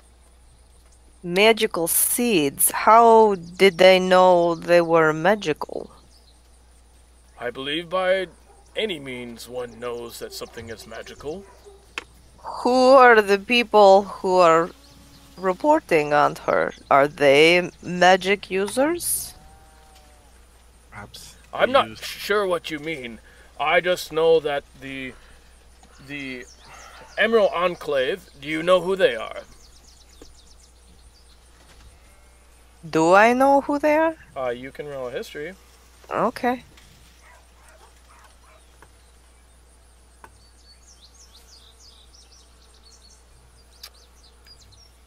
That's pretty good. So you know that there are 5 known factions in the realms. One of the factions is Harpers. They're like the secretive spy network of good people. They try to do good. They're sort of like a bunch of Robin Hoods, you know. You know that the Lord's Alliance is basically a group of business people that band together, but generally do good things. You know that the Order of Gauntlet, so that's the third one. The Order of Gauntlet is kind of like a band of knights that go by law and order kind of thing, and it's like a group that you belong to, and when you belong to these groups, you get certain benefits. You get helps from the group, depending what They group like you belong fraternities. to. Yeah, but it's not really like fraternity. Probably has a bad name for it. Well, sure. Like a, yes, like a, you know, not like a party fraternity, right? But like this would probably be like the like a club. ACLU type stuff. You Yeah, know? Yeah, yeah. right. Masons. Where they, Like a membership or something. Exactly. And you swear allegiance to these groups, and they try to organize and help things in the realm. So the Harpers are like a chaotic good group, often doing things in secret, but they're not totally secret, and everyone knows of them. Most people know of them. Lord's Alliance is the business group. They were actually started in the 10 towns in the north. That's how they got started. The Order of Gauntlet, the Samular Knights are definitely a big part of that organization. And the Emerald Enclave, they're like a organization of druids, and people that try to keep nature and stuff in order. Generally, those 4 are considered pretty good. And there's one more that you know of. It's called the Zenterman. The Zenterman is a network, business related, but is a network that deals with a little bit more shady stuff. Usually, they're associated with a lot of shady merchants. Though as of late, they've been trying to get rid of that image that they used to have. They were responsible for a lot of wars back in the day, but lately they were trying to change their image. Though a lot of members are still along the lines of thieves and stuff like that. So Okay, so these members of the Emerald Enclave that is noticing that this woman has magic seeds, they are druids and would know when... she was given the seeds in the north by a barbarian clan by the name of, I don't know the name, but it's a barbarian clan you know of, Malichor. Okay. What kind of seeds were they? What did they grow into? That I do not know. So we just know they were. Where's the abbey that Terrasil is supposed to deliver them to? The Golden Fields. It is north of here. Is it near Summit Hall? I mean, not north of here. It is south of here. It is south of the Summit Hall. If you go straight west for a 3-day march, you'll get to Summit Hall. The Golden Fields, you have to follow the desert and river down past Wormford, and you'll get to the Golden Fields. Gotcha. I've been to both. So, when we spoke the other day, Vhajjharma, we thought that we'd stop at Summit Hill and get some supplies, and then we can go. We thought we'd do recon at the monastery, or we could go to the abbey down the river. So you have agreed to these plans already? Shawn, I should be ready if I never. Okay. I'll I'll have to think of how to get you in, because I didn't think about it, so... Yeah. You'll probably get in it soon, but we got increase some my things to talk speed? about. You hit the magnifying glass by where your speed is at. Go to So- main. Oh, that's weird. Yeah, by the AC, then you'll see it there. It's kind of So in a dark perhaps place. I would like to converse with my companions a bit more before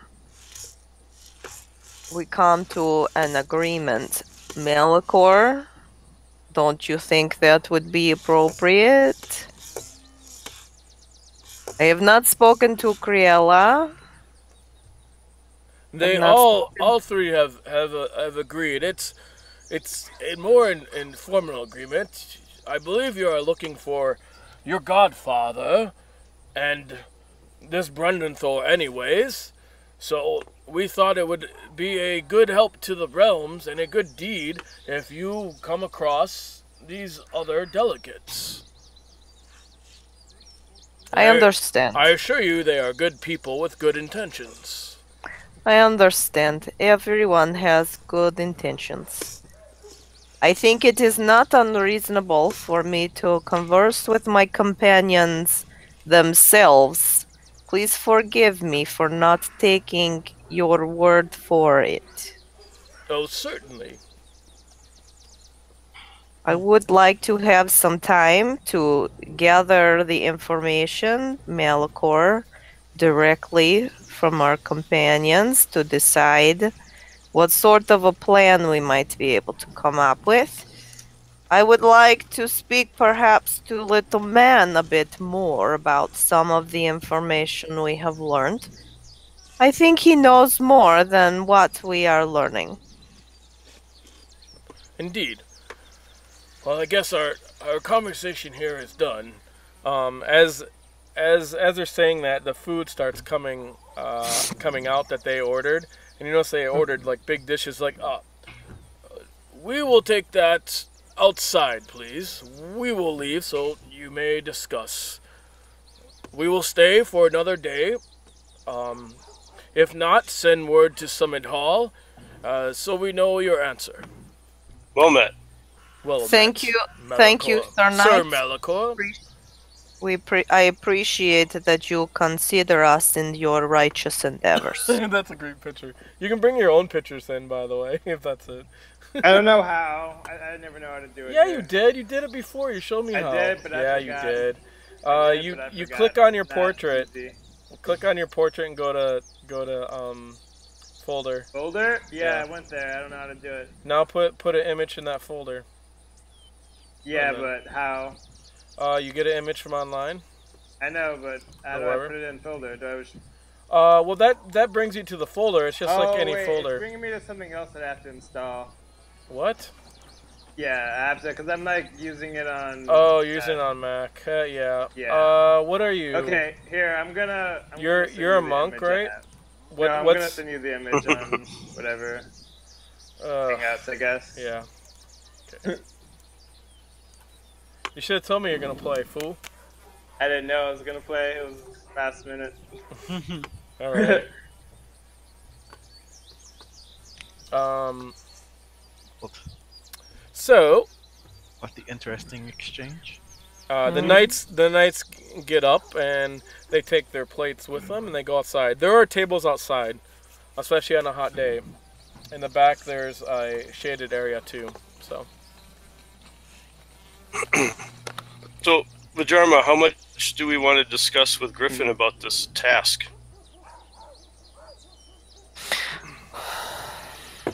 Well, from what we know about the knights, I think that they are trustworthy. They seem so. I think perhaps Alright, Shawn, check in. there is more information that we should have. I don't like going in without understanding what everybody is looking for. So we have code. We have no idea what code is, who is for, what chat did it you does, put in? why we're, I feel like he uses your desire to find Godfather to try to get you to do things. They are knights. Why can they not do it themselves? That's what we asked last time, but I still want to find Gundren. I understand, and I want to Kevril help and you. Criella thought we could make some money, and get Yes. some weapons. So I want to help you. How I can help you, because you are my friend. I do not want to just go in blindly on some task because someone thinks that we're just looking for some papers. I don't see I the feel image, like- by the way. I feel like I sent it to the right one. I think I sent it to another one. if this was as simple a task as they say, Oh, there it is. why cannot well-trained knights Cool. find this information themselves? Are they sending us into a situation that they do not themselves want to deal with?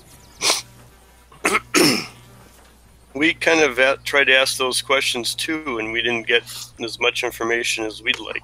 But So, if we do this together, we have to go in understanding that it is probably going to be much, much worse than what they say it will be. agreed. Nothing is ever as simple as they say. Now, And after we met, we had lots of side conversations, and we were hoping that we'd be able to get contacts and supports in all these other towns that we're going to have to go through. well, he said the journey is more dangerous. Sometimes dangerous. What does that mean, dangerous? A 3-day. journeys No, he's saying No if you don't take the trail, it's more dangerous. It's 3 days if you don't take the trail. If you take the trail, you gotta go down. If you look on the map, if you look on the map, you can see. Oh, it's longer if you don't take trail. Yeah, it's an extra. so It's an extra safer. day, but I mean technically it's shorter because you're going way longer, but it's also safer. It's safer. But for you guys, it don't matter. Yes. So. Hey, So. Shawn, did you get it this time? You gotta wait. No, I was just checking. I did get it. Okay. I did, but just I gotta like download it and all that bullshit. Oh, yeah, I 'cause, gotcha. Okay, so if Criella and Kevril have agreed, we will go together. I will help as I can. Little man, are you interested in finding these books you seek? Oh, very much. So, Can you fight? exactly. Are you now going to get in our little way man- or slow us down? How, what can you do? I'm not defenseless. Learn a few spells, perhaps. And if you're all injured, I can maybe close your wounds.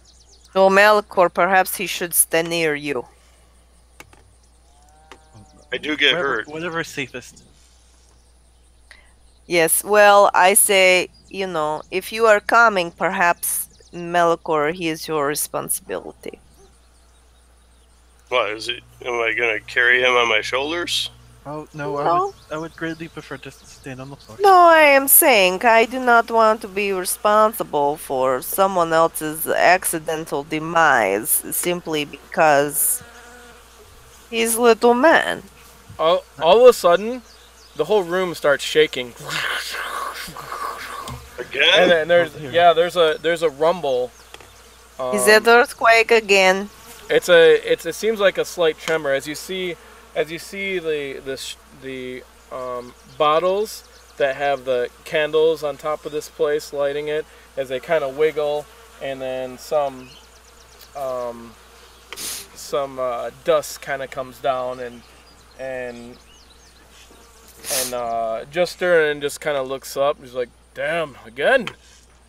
Right. Does this trigger a memory about that little goblin working with the baker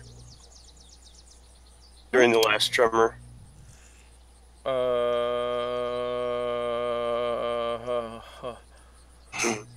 Does it? Sure, yeah. I gotta remember what you're talking about, but now I remember because that was literally months and months ago. So that comes to my mind, and before we leave town, I want to shake down the baker about the little conspiracy with the goblin. Okay. What? I don't remember what you're talking about. I do.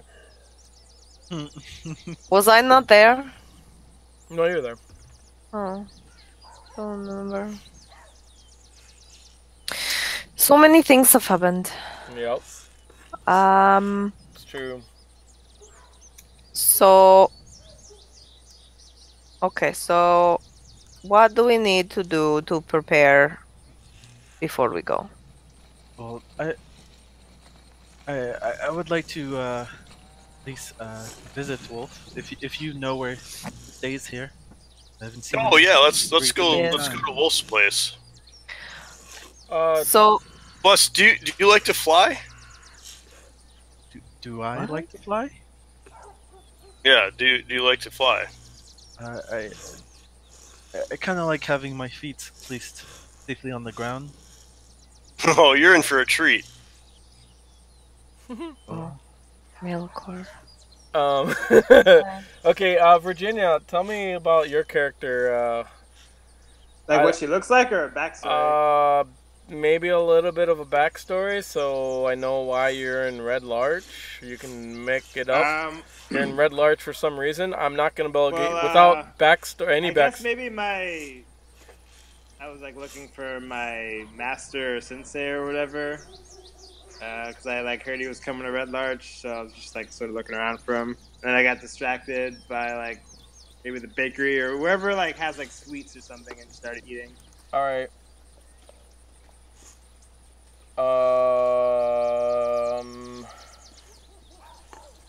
So you're looking for a master sensei. Okay, I got to give you information. Cool. I'm gonna write it in your notes. Sweet. On your character sheet. Then you'll have it. How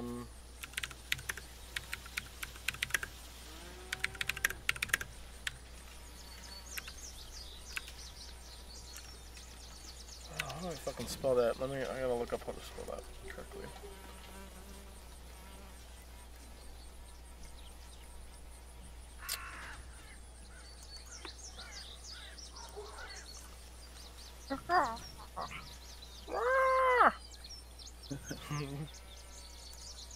Okay.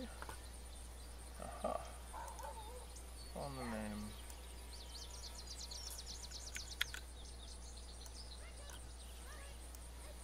You definitely hail from Baldur's Gate, if that's okay with you. That would be really nice. Thanks. Yep. All right. You don't care. I figured you did. It didn't really matter. It was from that area. That's definitely where you learn.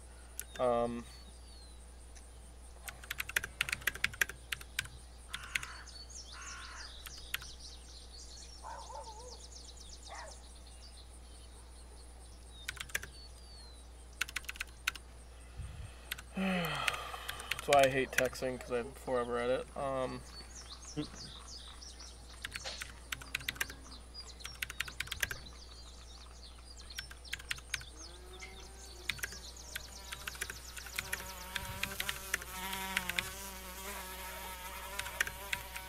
and that fly. It is a hot day. Creating so Those much damn mosquitoes. All these bugs everywhere. Hot day insects. I think that's that one. I can turn that one down actually.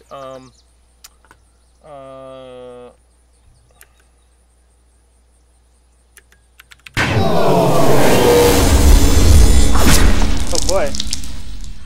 Did somebody do that? So we just blew up. No, I did not touch Someone anything. blew up. Yeah, that was awesome. No.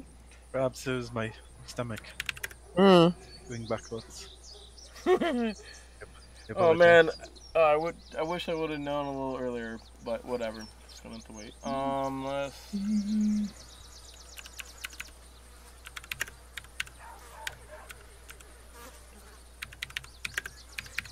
Don't know what was in that gig.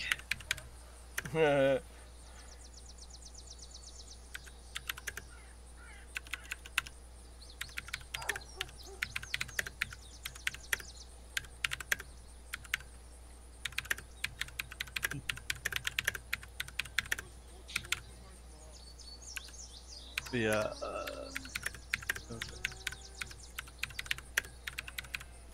Yeah, like I've got some dabbled some magics.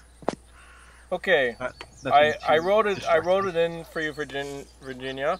You'll be Virginia. probably in fairly soon, but Alright. depends Yeah, what they just keep do. me So posted. just Oh wait, just- where'd you write my stuff? under your notes, under your character sheet. Oh Go no, on it's the- okay. Yeah. Cool. And since we're taking a little break, I'm gonna go to the bathroom real quick, and then we'll go to Wolf. So I'll be right back. So my character's met wolf. I love But, Shawn's spelling. It's hilarious. But like, what is wolf like?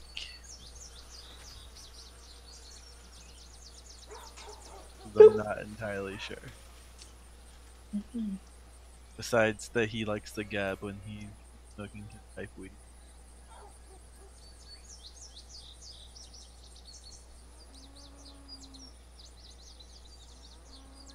Oh, whoops.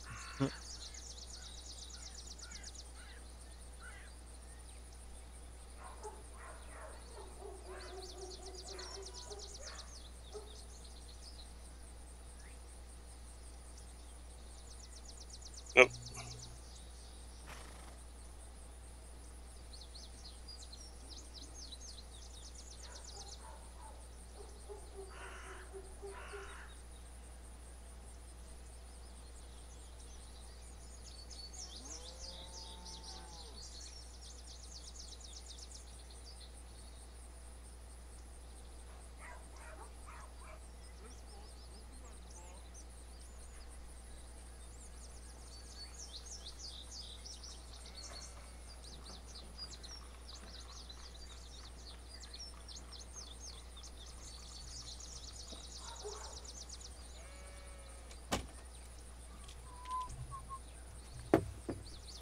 Hey, poo poo. Hey, Shawn, can we just continue Can't our hear you. game What? and not? I mean, we only have limited time tonight with Dreyton leaving in about an hour and a half to drive his folks, so I don't want to waste time making Aaron's character. You know what I mean? Yeah. Well, don't It's know. kind of I'm already upsetting back. I us a can little jump bit. in, whatever. Well, I understand, but it's kind of been dicking around with our time. Oh well, I mean, just proceed. You guys can do whatever. we pretty much are, so don't worry.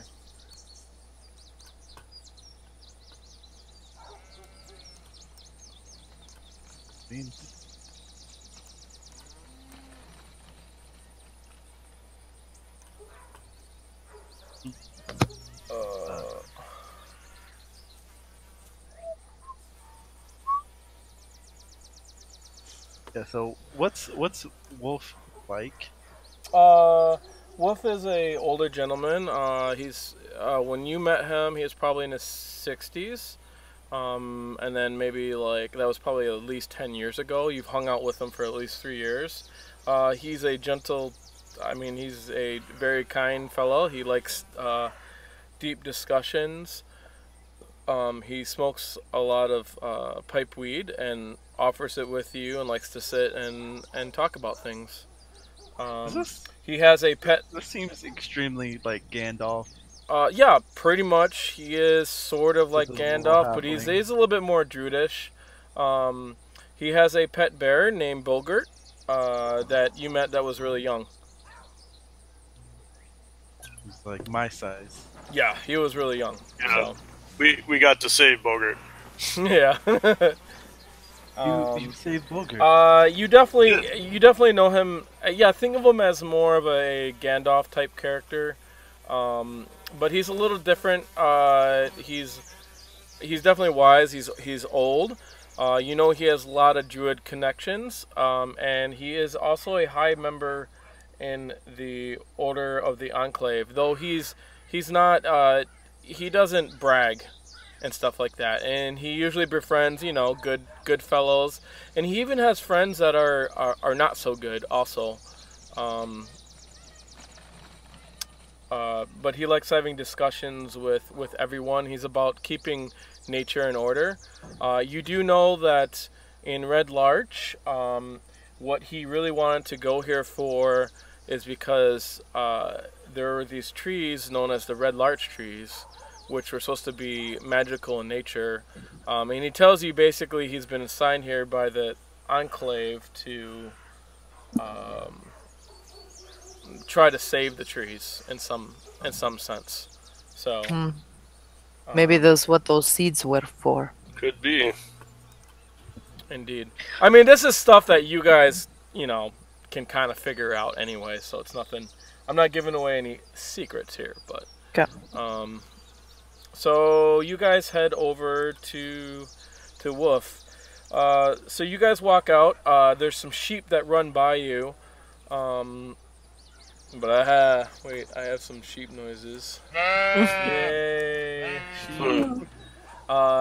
They run by, and as you're walking the corner, you feel the ground shake again. But it's a slight tremor, maybe an aftershock. You're not really sure. It's starting to get very hot. I'll nudge Vhajjharma and say, maybe we should have done more with those floating rocks, eh? Well, you know, we can always go back and check, huh? True enough. All right. So the druid place is over where the circle is. Here, I'll show you. I mean, the other characters know, but you guys can X out of that if you need to. It's not a problem. It's where the 20 is. Yeah, it's where the 20 is. I zoomed you in, and here you see a small stone hut made out of mud and clay with natural stone. You can see beds of moss, and behind it there is a large hill that goes up that you can see that just kind of stands above the hut in the distance, and there is it looks like a half-dead tree on the top of that hill. And when you walk over here, you see a bunch of butterflies, and you see a boy tending to some flowers, some purple lilacs. Over in this, there's like this bed of moss, which looks like an area to sit. And there's a center place for a bonfire, and you can hear humming coming out of the hut. And as soon as you guys turn the corner, all of a sudden, out of the out from a tree, you see a dark shape get up and start running after you. You identify it as a bear, and it looks pissed, and it's coming right at you guys. What do you guys do? I have a thing. Laugh at it. There's an app for that, huh? There's a what? An app I for said that? there's an app for that. Do I recognize the bear? Not really. You can roll for history or whatever. I'm gonna run towards the bear and start yelling and screaming at it myself. Oh, excellent. Going to get mauled by a bear. I'm going to cast disguise self and become the druid. Okay. Alright. You cast Disguise Self, become Druid. Are you going to do anything, Griffin? I did like a history check. Oh, sure. This might be Bogart. Okay. But he looks pissed. Yes. So, oh, I'm probably gonna maybe like hold person. Yeah. Well, hold person does not work on bears. Oh, it doesn't? No. Okay. You have to have hold monster. I can't remember what it is, but it's a spell.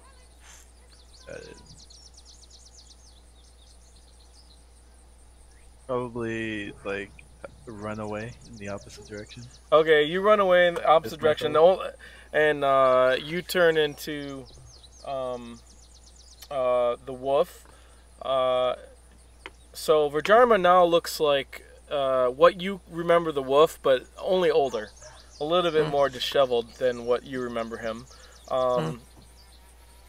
And the bear comes running up, leaps on to Malichor, pushes him down to the ground, and starts licking his face. That's what I expected. Yeah. Oh, Margaret! Yeah. He just licks his face. He was like, "Rrrr!" And then as Griffin runs, he licks his face, and he sees Griffin running, and he goes running after Griffin. Okay.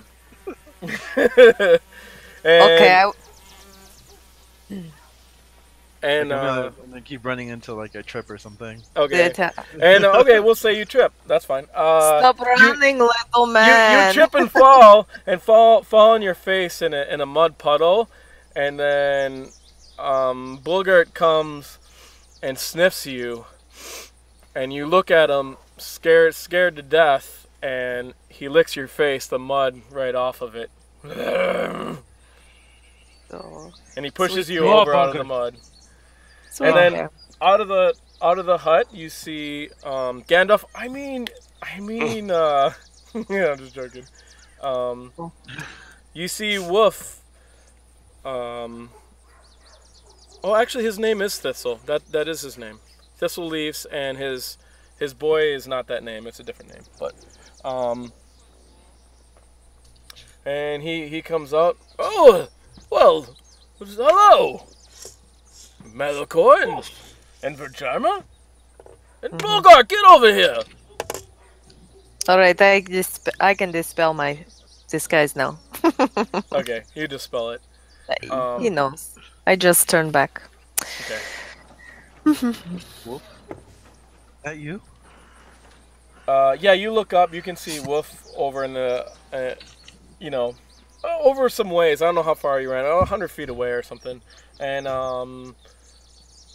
you identify him as Wolf, but he doesn't.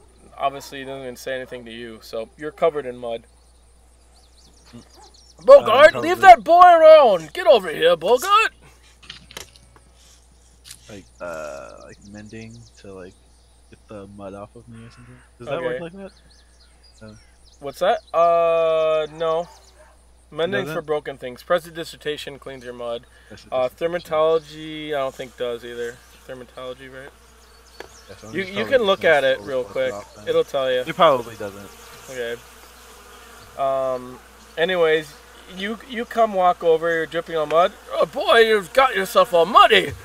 Obviously, he doesn't even recognize you because he definitely knows who you are. So, and he casts a spell, and the mud clears up, starts from bottom, and it just kind of dissipates. You see it kind of like floating in a swirl around your legs, floating off up into the air, and just dissipates. And he's like, "Oh, it's Griffin! Griffin! Well met, boy!" He comes up and he kneels down and he shakes your hand. "I didn't know that was you. Bogart, did you push him in the mud? Bad. You go in." Oh no, I was just frightened. It's been such a long time since I've seen Bogart. "Oh yes, it's quite some time, hasn't it? Come inside. Well, come to the grove."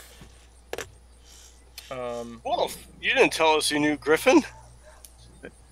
Well, I don't tell you everyone I know, do I? Yes, Malichor, we just met him. We just found him. Oh yes, I guess you're here to see Bruldenthar. Did I tell you? Yes. We've been talking to the knights. Oh, then you're aware that the delegation they didn't show up. No. We're aware. We're trying to find time to speak with Criella and Kevril about what the knights and the Enclave have asked us to do. Oh yes. Maybe we could get some advice. Oh certainly. Come. He brings you to a nice grove full of moss. It looks like very soft covered moss. Wilder, why don't you get us some tea and the pipes? And Wilder says, "Aye, I'll be right back." And he goes inside the hut, and 2 minutes later he comes out with some pipes. And a wooden tray. On that tray are wooden glasses, and he pours some tea for you guys. And he sits down in this nice grove. He had something like this by you, Griffin, but of course the vegetation's a little bit different here. It's like, oh, how long has it been, Griffin? Oh, it's been ages. No, it has, hasn't it? Well, tell me, how was the trip here? Oh, it's a lot treacherous than I thought it would be. It's hot. Lots of mud. Oh, yes, and yes, it must be the weather. Gets Yes. everywhere. Wolf, what is it you understand about this strange weather? You are druid. You are in touch with Earth. Well, we've had discussions before, but it is not in order. It is out of whack. There is a misbalance in the air, and that's.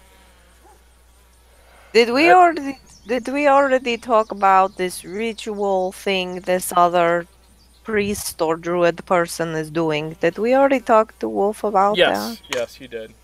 Was I here for that? Yes.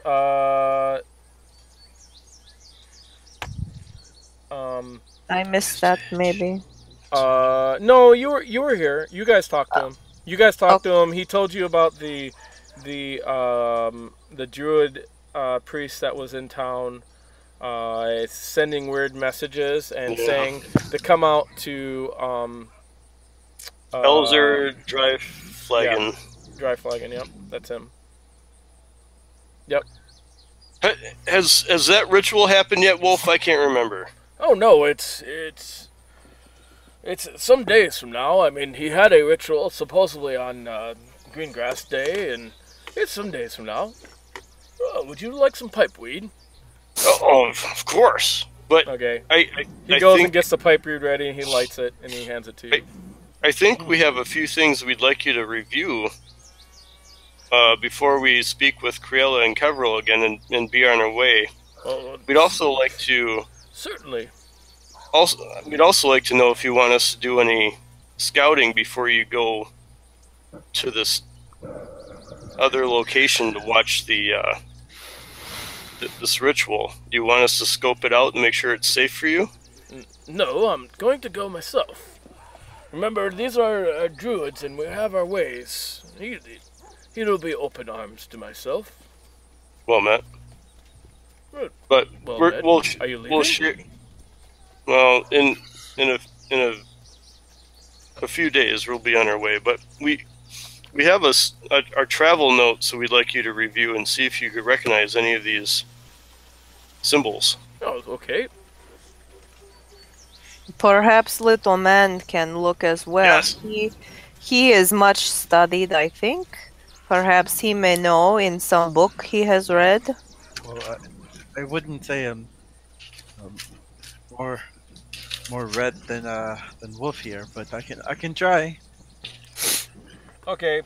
They show you 4 drawn symbols, and sure enough, you do recognize one of them. Why are you going slow? Wait a minute. Let me. Is it that Just a second. symbol? It is indeed one of them, but I'll show you them. One. Mm-hmm.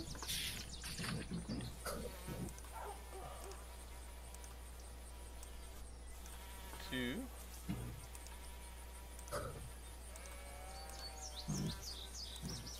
3. Oops, this one's large. My shit isn't working good. A minute, let me close out of some of this shit. And 3. 4. 4. There Yeah, is. I'm sorry, 4. What about the upside down mountain one? Didn't I give you all of them? These were the ones we saw on, but there was one in the cave with the floaty things. Necromancer's Cave? Those, maybe? Alright. All those were on doors or something, but then this other one that was in the sky or in the lit up or something. You mean, okay. This one. The one that was like it's like some kind of hologram above the hands, right? Yeah. Mm-hmm, It was in purple. mm-hmm. That's this one. They have have a painting of this one. Who has painting of this one? You do, to capture the colors. Oh yes, Yeah. yes, we. I mean, it's pretty basic, but yeah, it's probably not as detailed as that, unless you can paint good. A sketch? No, probably not. But that's it. So, And which is one they recognize? He recognizes. We know, or they He know, recognizes but we don't. the what you guys call the Weber grill, I believe. Okay. All right. I mean, you see recognition come across his face. What is it you are thinking? What does the symbol mean to me, actually?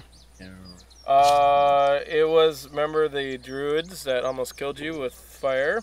Ah, okay. Kill it with fire. Burn them all. I recognize this. How before I met Wolf, I was being attacked by That's where we met. Yes, this is the symbol they were wearing. They had on them. Do you know who they were? I have no idea who they were, but you didn't take time to learn more about your enemy so you can take revenge on those motherfuckers? well, Not everyone is as aggressive as you, Malichor. Wolf, do you know who these goddamn motherfuckers are? Calm yourself. As I take another hit of weed. Malichor, your language. Calm. But there is a boy here. Sorry, Wilder. Yeah, he's like, it's all right. I've heard it all before. Mm. Yes. No, if I remember, that was 10 years ago, and there was these wizard-type fellows that had this little man down, pinned to the ground. I think they're about to kill him. I did see fire in the area, and that's what attracted me to it, but I did not get a chance to even look at them. I was pretty far away. I actually used a simple spell to scare them away. I used thermatology to make it lightning, and that was enough to scurry them. You said they use fire? They burned me. Yeah, you probably have a scar, and I'm thinking you maybe your character has a fear of fire. I don't know. It's up to you, but be a good flaw. Easy.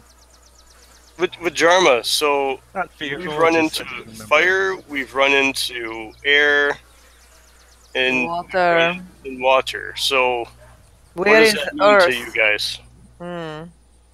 Earth. The stone skin dude underneath the city. Yes. So what does that mean to you guys?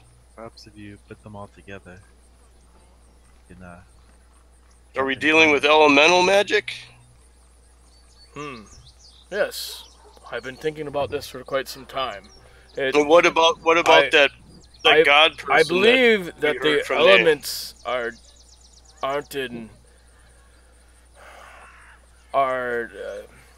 misbalanced, and when that happens, it only means bad things. Well, And often in times that attracts creatures of the elements. exactly how does an element get out of balance? Is that not nature's existence is balance? Well, I see. Well, the elements. There are 5 elements. There is wind, water, stone, and fire. And do you know of the elemental planes? I'm talking like a different guy. I'm sorry. Should we roll? He wants to know if you know. I don't know if that is in my It's up to you what you guys want to knowledge do. base. Yes, apparently I know what they are. Yes, you know the planes as akin to different dimensions, but they surround the prime material plane. The prime material plane is the center. That's where you guys are at. They don't really surround it. It's actually the Shadowfeld and I forget the other place that's surrounded. But then on the outskirts of that, so think of it as like a circle. The prime material plane is in the middle. Are the element planes, and they're the planes that come together that compose the prime plane, and they're kind of like you can go to these different planes, and you can do stuff in them. Like you've had Malichor, you've had spiritual trips, probably to the planes. Wow, Malichor, that's pretty deep for you. Yeah, my sisters are smart, or were. Nicely done. And that was definitely your sister's specialty. They were being brought up as shaman, so. Well, that explains that. Yeah. Okay, so we know the planes. Yeah. And so apparently the elemental planes are shifting. Well, that? It's not that they're shifting. There are forces from what I understand, it's not exactly my expertise. You see, the planes, I deal with the nature here, but the planes do affect that areas. So it's not exactly. The planes are. How could I say? They're more neutral. They're not. They don't take sides so much, but there is order and chaos. So who would have the power to manipulate such a thing? Well, that's where we get into order and chaos. These elements in the elemental planes battle each other constantly, from what I understand. It is actually how they explain that the weather is never the same every year. It's not the same because these elements of chaos and order battle each other constantly, and well, these are the results. Oh, so when one wins out, they get their way. When the other wins out, it gets its way. Indeed. Am I understanding? That is the high understanding. It's not my specialty. I deal more with living things, but I do understand something about it. Griffin and Wolf, what about when we were going and investigating and trying to survive at the Feathergale Spire? We ran into these eagle men who saved Vhajjharma, and they kept talking about a wind elemental by name, and Vhajjharma had some really interesting stuff that she found out having to do with plants. Yes, we have not had a chance to have our plants reviewed. Can we do that? What are your plants? Those plants that I took out of their little growing room at the keep, or the castle, where they threw me off the top, remember? And I okay. took some of the Trimming leaves. those, and we kept the leaves. I kept Okay. some Yeah, leaves, sure. and we've never identified All them. right. You show him the plants which are now dried and cracked in your cloth. You bring him out. He looks at them. Oh well, these are. He identifies them as herbs. He's like, oh, these are often herbs to use to actually hold your breath. Tell you the truth, the most common use of these. So to hold your breath, or these bring a lot of you. If you ingest these, it brings a lot of air into your lungs, and you're able to hold your breath longer. It's common, useful herb, and also used in potions of air. Like underwater. featherfall? No, like underwater breathing. No, Like potions. hold your breath for a long time Yes, underwater. yes, potions that let you hold your breath for a long time. Well, that would make sense, right? So are they working then with the things under the water? Right? It's all connected somehow. Yes, I've been thinking about that. It could be very well connected in some ways. It also could be a result of something, and maybe they're connected to something else. That I don't know. What about the eagle men who are from another plane? Oh, yes, I think Kevril spoke of them. They are a Kraka. What does that mean? We haven't seen them since we escaped. Oh, yes. They came and then they were gone. Are they watching us? Kevril told me about them. The Arakrakra, let me... I have notes on them. Let me go into my hut and get them. He goes in his hut. Griffin, we met these eagle men that were following it, watching this big spire that we escaped from. It was amazing. It's quite weird that Kaka. He says, yes, here it is. I actually have a drawing of them. I've met Arakrakra a couple years ago. You sure go on. He's weird. He gives you this drawing that he did, but it's probably not as detailed as that. It's probably a little rougher, but that gives you an image of what they look like. He says, yes. Let's see. What do I have written here? Arakrakra. Oh yes. Drop you anyway. They're enemies of the elemental evil. In service of the Windrix, I don't remember who the Windrix were, but this is the information I got from them. This is many years ago now. The Arakrakra scout the plains in search of temples of elemental evil. They spy on malign elemental creatures, and then either take... Oh, it has noted here. Oh, I call elemental evil chaos. So, there. They look for the chaos, and then either take fight to those creatures, and they report back to the Windrakes. I've never figured out who the Windrakes were, but this is what they told me. So, do you think that they would assist us at some point? They're the ones you found around this fire. Yes, they may if they think you're aligned in the same sense. I believe that they're more because they're from the elemental of air. They're more in the look at what else I found. Oh, I have this other note.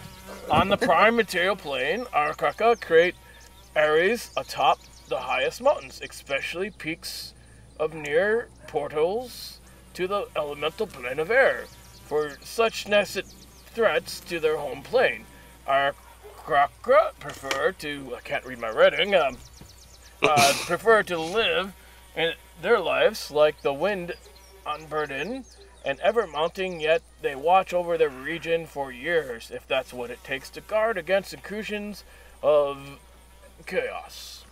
Yes, so they're the guardians of elemental air. They work for the order of such.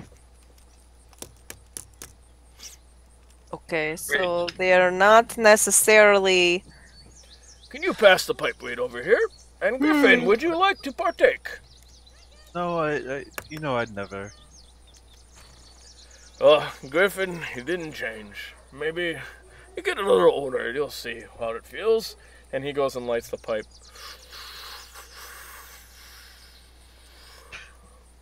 Yeah. The way you've been keeping things, perhaps you should lay off. Just give me a second. What were you saying? Okay, so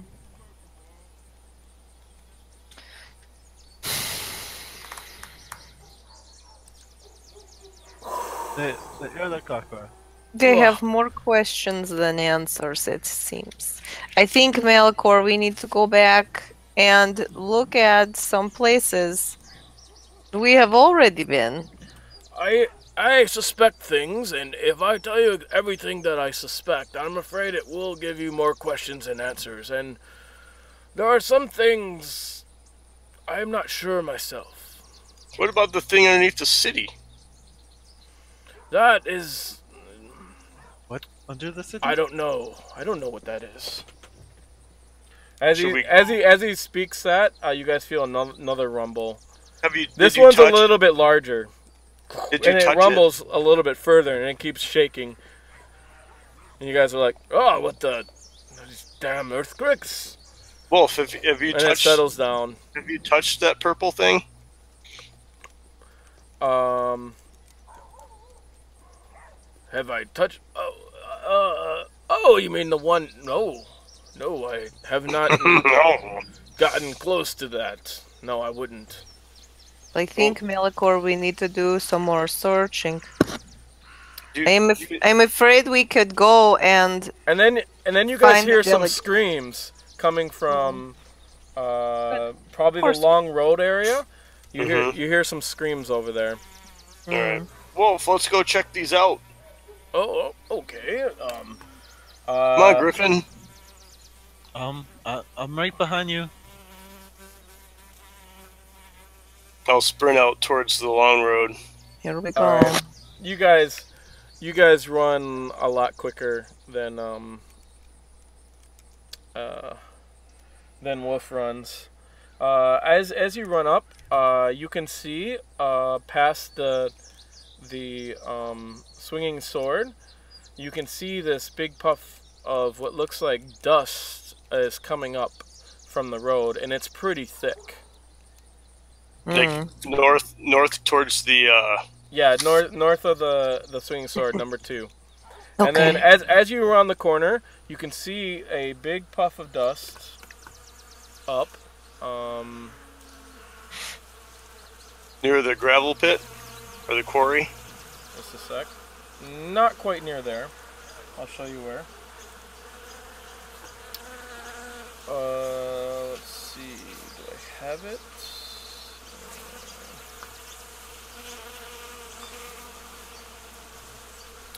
As you turn the corner, you can hear shouts and screams, and you can see shadowy figures through this big dust cloud, which is, to be exact, I will draw a circle on the map and point you to it. Covers the front of the road, like right there. Mm-hmm. I will also sync it up for you guys. This is where I was going to get an Aaron, but that's fine. Aaron, are you here? I think he left. Okay. I think I might have pissed him off. Yeah, whatever. It's fine. Oh, I missed something. So as you guys round the corner, you can see up ahead there is a big dust cloud coming from the ground. It covers the whole area, obscures the sight. It's even coming up where it's making a shadow on this side from the sun coming down. Wow. And you can see there are people on the edges of this dust, and you hear some screams come out. A rope! A rope! Somebody get a ladder! Hurry! You can see a bunch of people running out of the houses and the businesses nearby. You see Calissa come out right into you. She's like, what happened? We don't know. We're wolves, so I'm running forward and getting my rope. Okay, what happened? What do you see? Is there a pit? Is there like a... Did somebody fall in the crack in the ground? You guys will have to get a closer look from here, so... If you want to go closer. Yes, go close. I want to find out. You can bring out your character stuff if you want. You said it's a big puff of smoke. Yes, it's a... so, see where the circle is? That whole street is covered in... It's not smoke, it's dust. So it's brown in color, and you can see some of it blowing this way. It's all completely obscured in the area, going all the way to the top of the buildings, blocking the sunlight coming down the road. And you hear someone screaming, "Rope! Rope!" And you can see someone come out of this building where it says Trajnell's Fine Harnesses. You see Fendara. You guys have met her before. She set you guys up with some equipment. She kind of runs out with a rope, and she hands it to some people on the outside of this smoke. As Vhajjharma gets closer, you guys see a little bit through the smoke as some of it clears out of the way. You can see, let's see, you can see there is a pit. It looks How deep? It looks like a stink hole. You cannot tell from here because it's blocked with it's blocked with smoke. And as you get closer, you hear cries of kids seem to be crying, and they're coming down from in the hole. Like, look, they fell in the hole. Hand me the rope. How far down is the hole?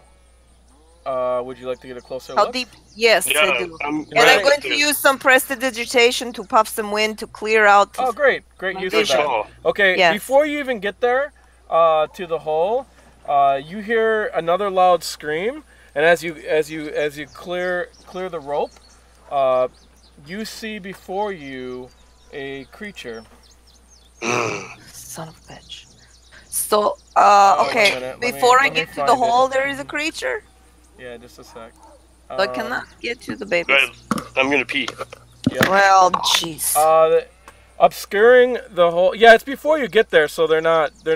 So if you would have just looked over, if you didn't use prestidigitation, they would have been right on top of you. So, because they were covered in the smoke, you see a creature.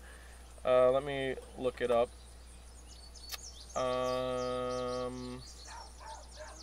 We'll just use this as a grid. It's fine.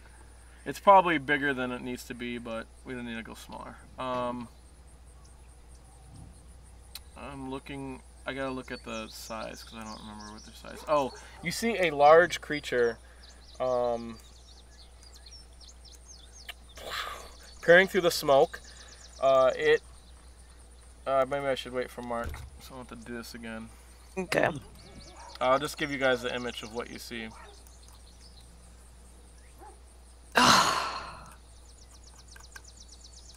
That's hideous. Indeed. It is very hideous. Cute.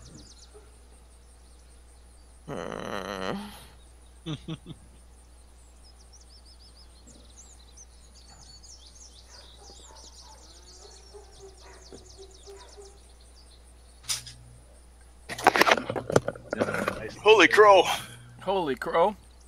Okay, as she casts the incantation of prestidigitation, which you see a white glow go on her hands, and a whoosh of air clears out this dust, which was once covering this creature behind it that you thought was probably a human or something. You see a large creature resembling a many-legged insect. It has a long antenna that is just twitching, and its arm is filled with spikes, and you can see dirt all over its body, and it puts out a screech, and you see its arm go into the lady that had the rope. Its arm goes into her shoulder, knocking her to the ground. Please roll initiative. I'm gonna. Let me clear out. Let me bring back your characters in initiative. So wait before you roll it. Yeah, because you gotta. It's still full. Oh wow, it actually came up. Oh. Kill it. Burn it. Burn it with fire. Fire. That can be done. Well, we'll just keep the commoners on there, though they're not enemies. So, oops. Oh, I get to use all my new things. Indeed.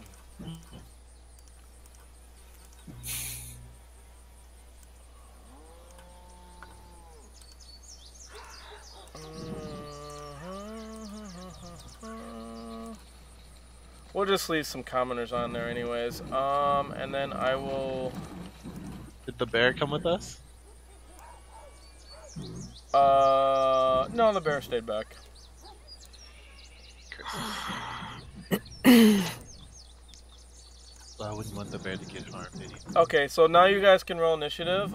So, Dreyton, initiative, if you go to the main page, it's a little dice next to the 2 in the middle of the main page on your character sheet. That'd be it. So let me mark this to round, this would be round 1. No one is surprised. And as usual, Malichor is first. So let me, you can hear another one in there too, you're just not sure where it's at. So let me get rid of that token and use the right token. Boom. So this is a pretty large creature, and you can see that it was like hunched over. It towers up on its hind legs and takes a look at you as it opens up its large mandibles. Alright, I'm gonna rage. Okay, good choice. And I'm gonna go in and try to attack and distract it from causing any more damage on the woman that it's... Okay, we'll put you guys in squares. I probably should use it. Let me see if I can't get a smaller squares. Wait a minute. I probably should use smaller squares because it's going to make more sense. I forget how to do that. I'm gonna use my glaive so that I can get a reach attack too. Doesn't give me pluses and minuses. Okay. Well, I guess I have to use a mass for that. No, whatever. We'll just use that. Yeah, sure. You have polearm, right? Yep. Okay. We'll go over how you got that glaive because we still want to do a solo thing with you. How you got that glaive, but you got it. Yeah. So, that gives you a 5-foot reach, so you can reach it from here. So you walk up and you pull out your glaive. Alright, so I get 3 attacks, right? Describe your glaive because you have a pretty fine glaive, by the way. Well, it's a nice extended silvery shaft with it's more of an axe head, not a traditional glaive, but it's more of a axe head, so that I'm used to using it from my specialty with axes and from the north. So charge up and I spin and I go after it with 2 hands. All right.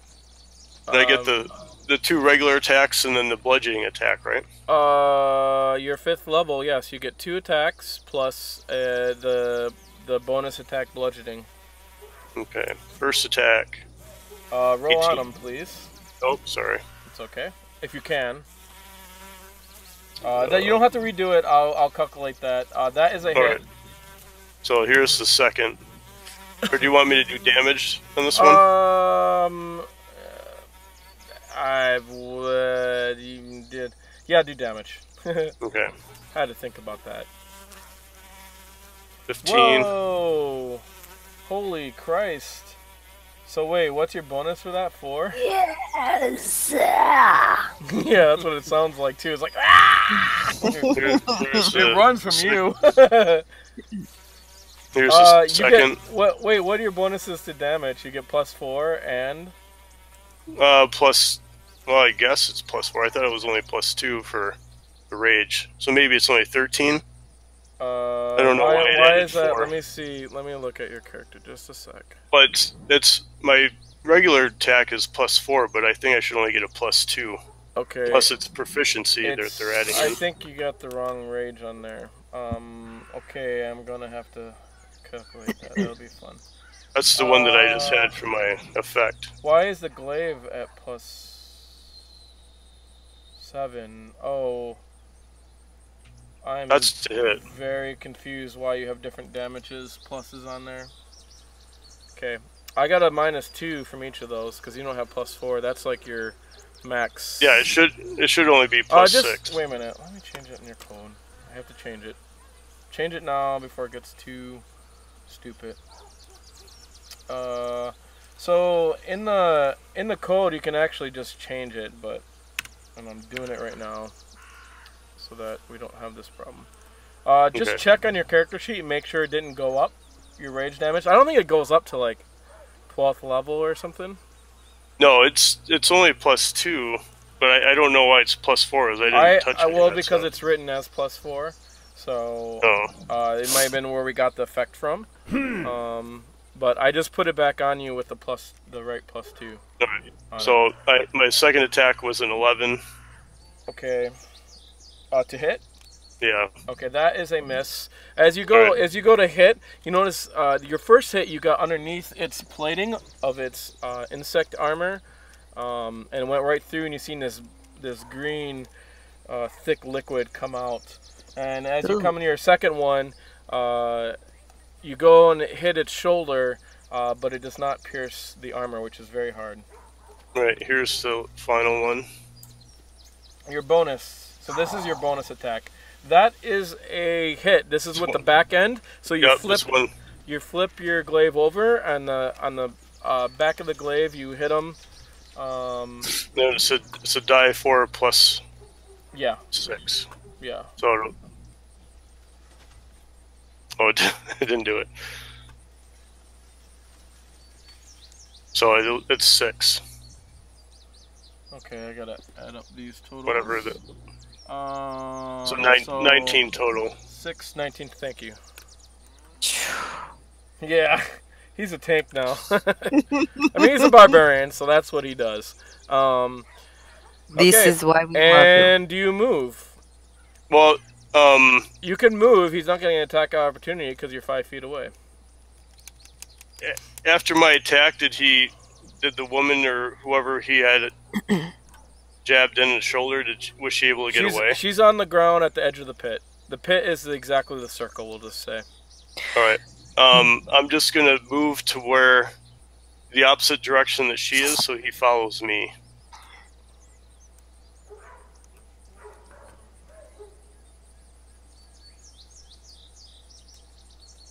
And I'll stay right within striking range. Okay. So he either has to come to me or go somewhere else where I can still get an opportunity attack. Yeah. Vhajjharma, your turn. I'm sorry, Griffin. No, Griffin. Sorry.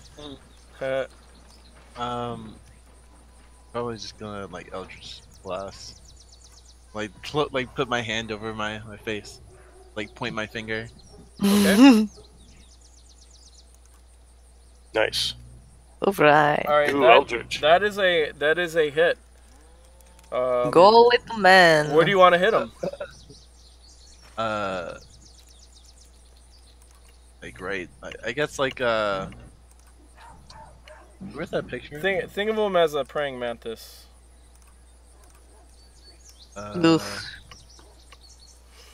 Actually, you want to like shoot him in like the legs. Okay. You shoot him in the leg. Please roll your damage. Was it like 2d10? By the way, you can actually roll directly on them, and then they'll take their damage. So you can actually roll either on their token on the map, or you can roll on the combat tracker. The combat tracker, if you go to the right hand side, it's a crossing of the swords. That's your combat tracker. And right now you only see one of them, but you can hear another one in there because they make the same screeching noise. Whatever that is. I'm starting to yell to the commoners, "Get Holbrook! Get your militia!" I think because I'm level 5, I get teams actually. What's that? Because I'm level 5 with Eldritch Blast. I get 2 beams instead of just 1. Yeah, you get 2 beams. Yep. I'll think that one. That is a miss. It goes clear. Okay. And I'm probably going to use like Shield of Faith on. Are you? Yeah, you're still by the thing. So you just have 2 AC. 2 more. Is that a bonus? Is that a bonus? Yeah, it's a bonus action. Okay. I get a +2. Yeah. Oh, you give it to Malichor? You can do it on other people? Cool. Awesome. Yeah. 30 feet away or something. Okay, there is... you hear someone shout, out something. Let me see what he shouts out. I can have notes.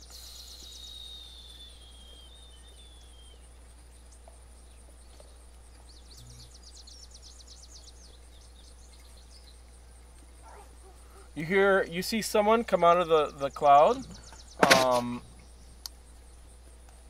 I don't know if you met him. Oh, you met her before.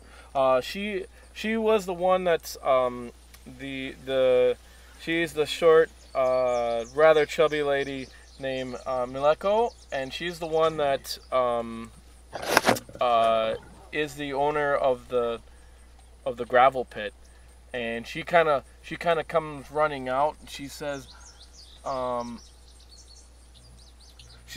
"Leave it to us.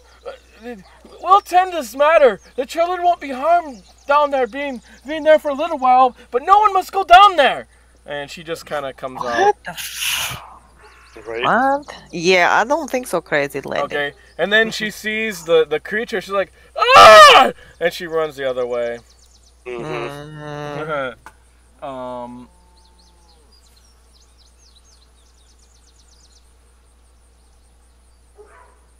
And she goes talks to another guy that's watching from the side, so I'll put him on there.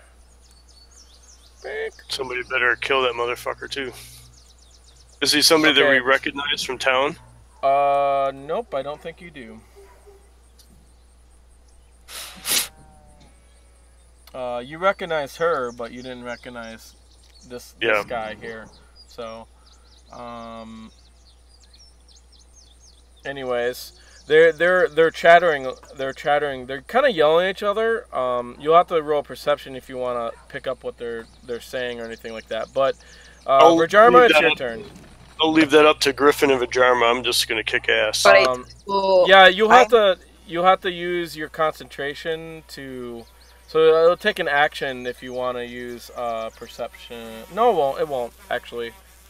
Let me see. Let me see what you got. Your passive perception is not very high. For who? Not for you. So you'll have to use your action to use perception if you want to listen to what they're saying. Malichor? No, it's your turn. Oh, You. me. Okay. So I am going to use my wand. Okay. I'm going to shoot at this bug. Okay. My first. If I shoot single shots, I get. Are there? You get there three. Are 3 missiles. Yep. Just if like I the shoot magic missile single spell. shots. Yep. Right. So then, okay. So I will shoot one. You can so just roll your that's, damage. Okay. You can just roll the damage right onto them. You don't have to roll 3. So if you go to your character sheet where magic missile, there's like a red droplet that means damage. I am doing that. Cool. Just roll that on them 3 times. Yeah, sweet. You see Vhajjharma bring out this. I don't remember what your wand looks like, but brings out a wand. It's like a staff with like a purple jewel at the end. Oh, okay. And you see these purple missile type glowing bits of energy go right at the creature. Man, you rolling high. Good job. So I can use Where am I? Sorcery points for bonus action, yes? What's your bonus action? I mean, sorcery points aren't bonus action. You can quicken a spell. Yes. So you can do another spell to give you... It's a bonus action spell. You didn't cast the first level spell because it was from a wand. So you can actually cast anything above first level. Okay. Okay. Yes.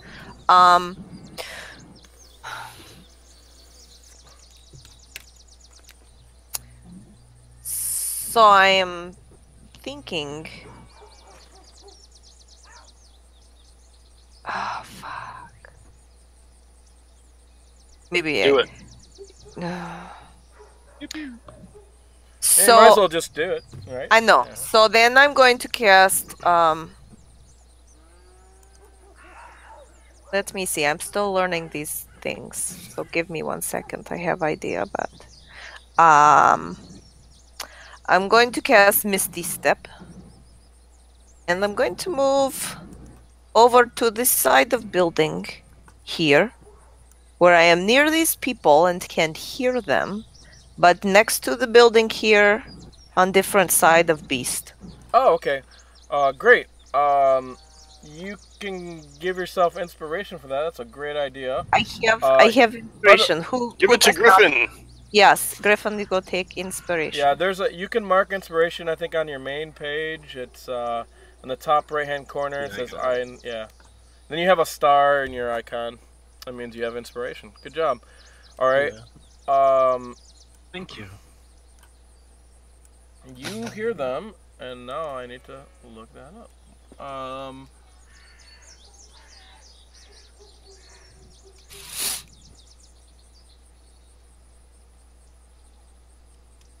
So if I am on side of building, they are in front. I am. They don't really notice you. They're still talking. I mean, you just Misty Step instantly there, so they don't even notice you right away. I mean, there is a white flash, but you still catch what they're saying. Well, and I'm just trying to say, not engage them. I want to be nearby, but I want to still be within range of creature.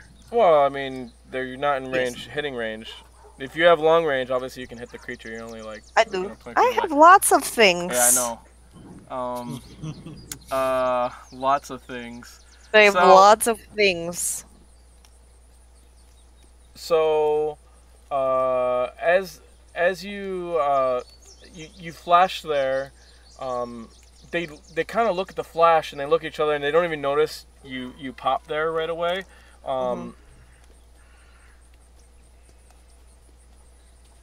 And you can hear her saying to him, "The Delvers, they mustn't be angered. Did someone move the stones?" She says to the guy, and the guy kind of looks over.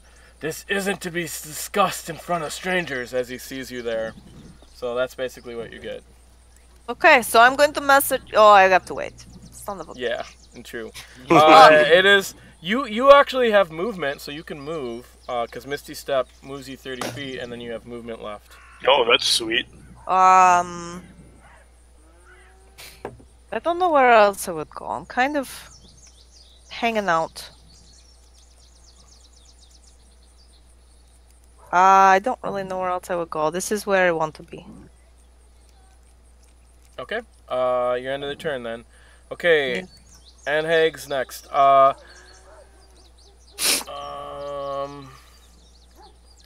He screeches and gets angry, comes up to Malichor, and goes and tries to. Wait a minute. Let me see. I get an opportunity attack, right? What are your feats? Well, with what are your feats? Pole arm.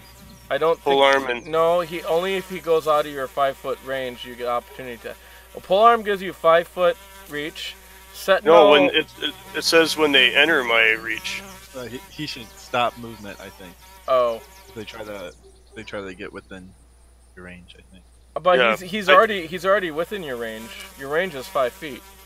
Yeah, so I get an opportunity. Oh, I see what you're saying. So I think you get oh gosh, I'm gonna look up. No, I'm reading it right now. It says if they enter my enter my range, I get opportunity attack. Yeah, he's already in your range. So basically, Okay. if he was here, so you'd have to be one step back. So why don't you be one step back since you didn't realize that? You know what I'm saying? Because he has to Okay. enter. Your reach is 5 foot. So when he enters your reach, you probably have to be more than that. Because see, your 5. Every square around you is now your reach. So if he's next to you, that means they're within your reach. So you have to be like even 1 square back further. Okay. Okay, that's fine. Well, yeah, that's fine. So he climbs. I take my attacks and I move, He and climbs. then they come. Yeah, I get, he climbs out, and you have your pole arm out. You know, against in the ready, and as he comes up, you can actually take another swing. So this uses your reaction. So Yep. make your attack. 15. That is a hit. Boom. You can roll damage on him. It should work. If not, I'll kill it. 12. As it comes up, you get it right in the neck underneath its armor, and this green gush comes spurting out. It's kind of a thick liquid, and it falls to the ground. Now, I'm gonna run up and grab the woman who's injured on the ground and bring her back away from the lip.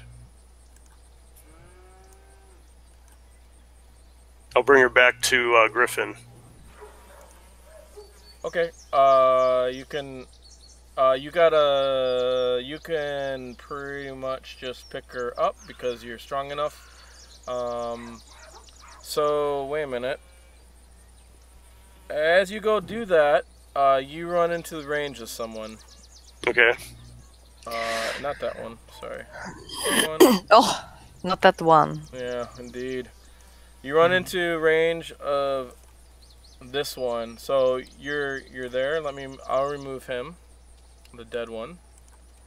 Two. And as you go to clear the smoke, you go grab I forget her name. Flandra, is that her name? Yeah, Flandra. You grab her. She's the equipment lady there, leather worker, whatever. You go to grab her, and you look up, and you can see these glowing red eyes look at you through the smoke, and not the smoke, but the dust. And as it looks at you, it goes for something. I gotta look up what it does exactly. It swings at you. Bite. Mandible bite. One attack. Okay, it goes for a bite. Indeed.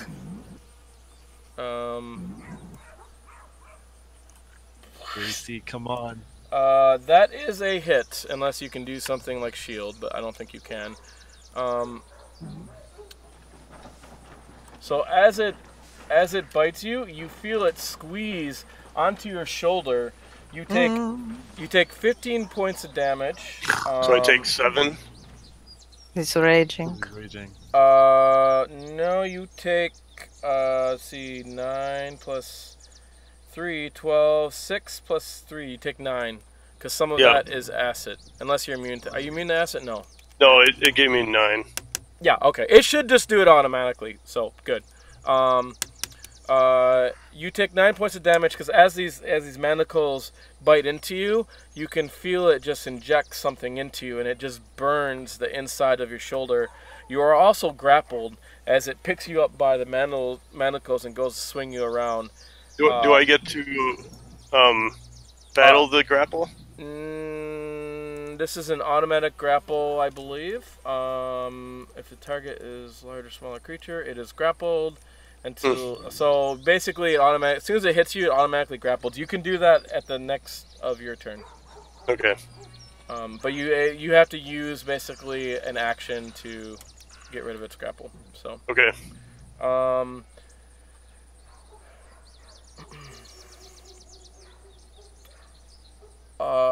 And you hear another scream come from the other side of the dust as some of it starts to clear. You can see a shadowy figure here. So it has like cover. You'll have a -2 to hit it with long range weapons. But it seems to be attacking someone else over there. It's the N, and now it's the commoner's turn. They look at you like, oh, what the fuck is that? And they go running. Get Holbrook! Alright, someone get Holbrook! You hear some yells, and you see a bunch of people screaming out of the area, and they kind of run off. They all scatter in all directions, away from the center, after they notice these creatures, as some of the dust clears out. Okay, top of the initiative. Malichor. That's Right, the so rage sound. I get advantage on my athletics check, right? To break the grapple. Yeah. If you just roll your athletics check, it should give you advantage, but we'll see. You know, if it doesn't, then we'll have you roll again. All right. And it'll Do be you want it in the tower or no? Why did I X him out? Oops, I got rid of the wrong guy. That's why. No, you'll know if you break your grapple or not. Yeah, it does it. It does it automatically for you. 25. Awesome. Versus his, and he's actually pretty good at this. So we'll see what he gets. Strong creature. Indeed, he is pretty large. So I forget where the scores are at. What button that is? Wait, so we killed one of them, right? And there's Yes. 2 more? Yes. You knew there was at least one more. Okay, he fails, so you're able to pry. How do you get out of his grapple? So he's got you by the shoulder. He's got you picked up off the ground a little bit. He's about to swing you. I just actually grab the mandible and wrench it out of my shoulder while attacking. Well, that is your attack. That is. Oh, I thought yeah. it was just one of my actions. Can you? Yeah, I guess you can. You can do that. Yep. That, because grapple is that. I thought. Well, whatever. We'll just say it is for now. I'll look it up later to make sure. So, do I get the 1.5 tax or just 1? Yeah, you get 1.5 tax. Yes. Okay. Because that's a bonus action for your attack. 11. 11 misses, right? I think you have to use your action to get out of a grapple. You know what? I think you can only use your bonus attack because I do think you use your whole action to get out of a grapple. All right. But you can so use your bonus. So you miss. You okay. miss. So like as you get out, you fall back down, and like you didn't fall, but you land on your feet, and you try to go get the back of your pole arm, and of course you hit his arm and you miss. But you do notice that when you pull against his mandibles, you do notice a little bit of blood coming down from where his mandibles meet his head. All right. Then I'm gonna scurry away so I can get my opportunity attack. Okay, you will get an attack of opportunity. So right. Yeah, you can get, if you have multiple attacks, you can get out of the grapple and then attack. Can you? It's like it can be done as one of your several attacks. Oh, so I get... that's for a grapple, but not... Oh, wait, no. That's for a grapple you can. But not once you're grappled. I think it uses your full action to get out. Because you have to use your action, and the action is 2 attacks. So yeah, that's but fine. you still get your bonus, because you have the bonus for the pole arm. Isn't the pole arm thing fucking sick? It's awesome. So anyways, he gets an attack on you. He goes to bite you again. Unfortunately, you might... he's a miss. Good thing for you. As you duck under his mandibles, as it tries to get your other shoulder. Because you'd be grappled again if it got you. That was like... Right. Griffin, your turn. Is he still grappled? Sorry. No. Yeah, you're not grappled? Right. No. See if I can cast it on. What are you doing? It's just gonna shoot Eldritch Blast at the one that I see in front of me. Alright. Or the one that just tried to like hold up. Yeah, that's him. That's the one in front of you. Okay, yeah, cool. And that hits damage. You can actually roll right on him if you want to, but that's fine. You did 3, right? Yep. Yeah. And the first one. Let me make sure that's number 3. Because I deleted the wrong one. 18. That is another hit. 6. So what does this look like? This blast of force coming from your hand? It's actually like just sightless. Like I'm just like pointing, and then you see it like reel back in pain, and then reel back from another beam. Okay. It's just like it's like invisible. It's just like okay. So basically, you guys don't see anything, but you do see the dust in the air move around from when he points his hand out. And then all of a sudden you see some kind of impact hit the creature as it shudders back, and blood comes from this impact. A thick green blood. So you did, man, you hit on both. Nice. Yes. You rolled right on it. Excellent. Thank you. And your movement or bonus action. Right. Yeah. Nothing really. Yeah. Okay. Probably back up. All right, Vhajjharma, your turn. Okay, so are these squares 5 feet each? Yeah, I mean Oh, technically fine. they're not, but I didn't feel like Okay. getting smaller. So Okay. this other creature in the back, at the end of the circle, do I see him? Do we see him? You do, but he has some cover, so you get a -2 to hit him. The one in front, you can see him clear. So I am close, and I am within 120 feet of each of them? Oh yeah, plenty. Okay. Yeah. Okay, so I'm going to use my wand again. I will use, let's see, I've used the church.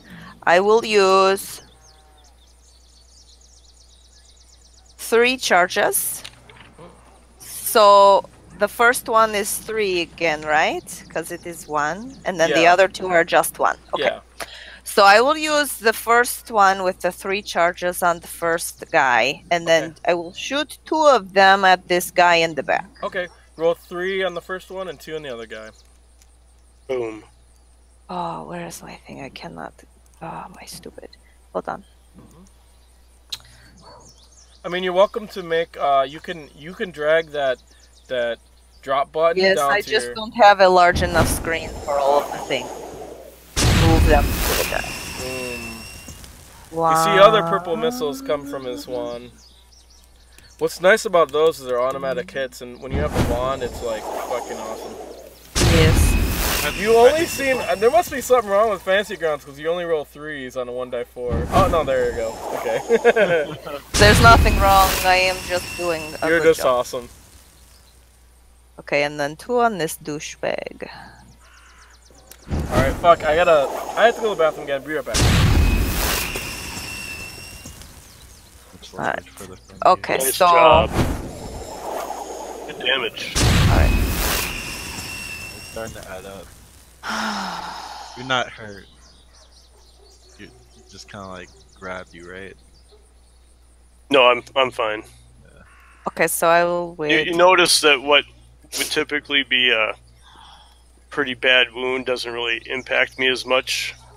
Like a light bruise. Yes, Yeah, he's when I'm really pretty angry, I useful. don't get hurt as bad. Wish I had that power.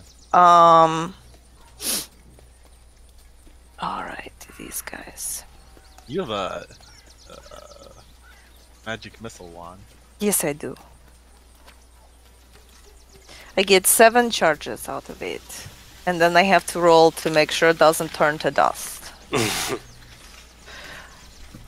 But I really try to not use all of them. I have an arsenal of information. What do you have? 3 charges left? Yes, I have 3. But I will not use all 3 probably. I have lots of other options. Yeah.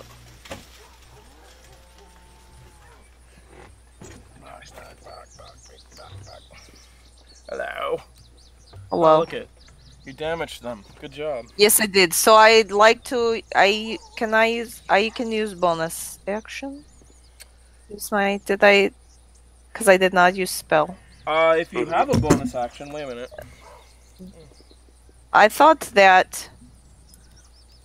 Bonus. Only certain things give you bonus actions. So if you have a spell that is a bonus action, you can cast it. You know, everyone gets a bonus action, but you have to have ability that you're allowed to use on a bonus action. So. You can, with a quicken spell, you I can. thought I could use spell slots too, or sorcery points. You can to quicken To a get spell. bonus action. Yes. Okay. Yes. Well, that quickens a spell, makes a spell cast as a bonus action. Okay. Yes. So I'd like to use another sorcery point. Okay. I want to use my Tides of Chaos. Excellent. And I want to use Witch Bolt. Nice. Oh, you took Witch Bolt, huh? Okay. I did. You get to roll a spell attack with advantage. So if you go under actions, you'll see there's a dice under Witch Bolt, like it looks like a 20-sided, the first one there. You can actually give yourself advantage on the bottom left-hand corner, ADV, and then take that dice and just roll it right onto that fucking motherfucker. To that fucking motherfucker. Boom. Nice. That is a hit. That is a nice hit. Roll it on whatever one you hit. They have the same armor class. It doesn't really matter. Man, Witch Bolt is a really good spell. Alright, so now I've used my Tides of Chaos. I'm going to mark it. Okay. Oh, I probably should put on battle music. I forgot. So now, when I cast the spell, what do you want me to do? Do I need to roll? You have to. So you see where it has the damage. I think you roll the first one is 1d12 damage, and the second one is 1d12. Yeah, you just roll one of the damages on it. So I did that. Okay. Do I have to do it again? Did it take damage? I thought so. Did it not? Yes, it did. Let me see, read what it says. On a hit, the target takes 1d12 lightning damage. On each of your turns or duration, you can use your action to deal 1d12 lightning damage to the target automatically. So like my next turn, if I don't do anything else, I get to just keep damaging. Yes, automatically. That's pretty awesome. Yeah. Yes, it's a good spell. So now that I have used my Tides of Chaos, Indeed. then do I have to roll on the wild magic? The first table one for future spells? Yes, if you want to use it again, if it's something that involves attack, yes, you have to. You can roll it on it again. You'll have to roll on the chaos table, which this would be an interesting place to test that out. Right. I figure it's safer in small village. Yeah. And then you might as well.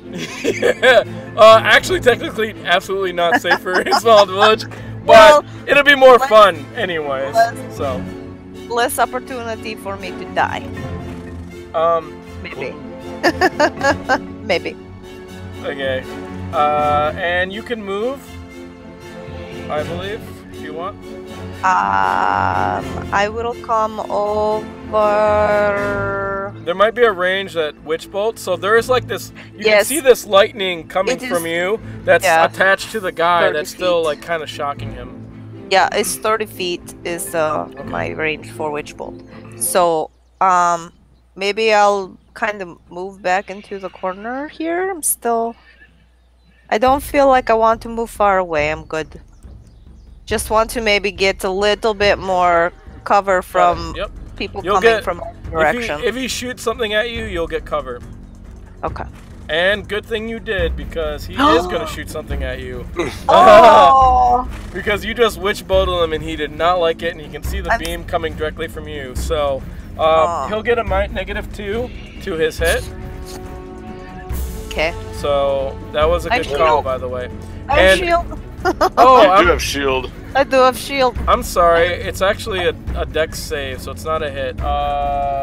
So just give yourself advantage because you're hidden. What is that? Okay. Make a DC 13 dex save, or I can roll it on you. It'll do it automatically. It's up to you. No, that's a make. Okay, that's a no problem. As you see this bundle of acid, this greenish type liquid looks very similar to blood, but a little bit more looser. It goes squirting out from his mouth. You duck, and it hits the building above, and you can see this steam smoke kind of come off, and it starts blackening the wood right away. And the wood starts actually glowing, and because it's hot. The other one roars its head, goes around the pit. I don't think it can reach you. Nope.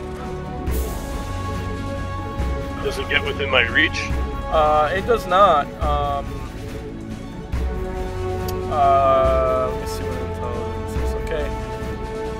Wait, 1, 2, 3. Oh yeah, it does get within your reach. You can take your attack. I had to figure out what its intelligence is. This is 2 or 3. 2 or 3 what? No, you only get one, so reaction attack is only one attack. No, I know, but which monster is it? Number 2 or number 3? Oh, the one that's green, so number 2. Okay. No, I missed. Damn. Okay. He can't... 1, 2, 3, 4, 5, 6. Oh yeah, he can reach you. So he goes and reaches you, and he bites you with his, tries to bite you with his mandicle. Helps if I could bring that over. I've got a 20 armor class now. You have a high armor class, and he misses as you duck from his manticles. All right, next up are commoners. You guys see commoners like kind of looking from backs of buildings and such. Next up is Malichor. Alright, I'll attack the one that's right in front of me. Attack number 1. Oh, crit. Crit. Nice. Let's try it.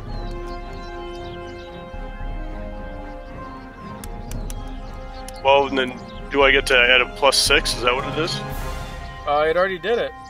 Oh, that's It did it 12 for on the you. first. Yeah. Again, it rolled your dice twice and then add +6. So 21. Whew. 15. Oh man, you're gonna and then the make final it quick work. Them in a straitjacket. 1 die 4. Where's all our explosions? Our angry man yelling. It should be doing weapon sounds. I don't know. It's kind of And then weird. They don't have any. That's 6 more. Okay. It's not quite dead, but it's pretty damn close. It is blooded. You can see all this green blood just dripping from it, from all the hack marks. You even went through its armor in your rage. It did not like that.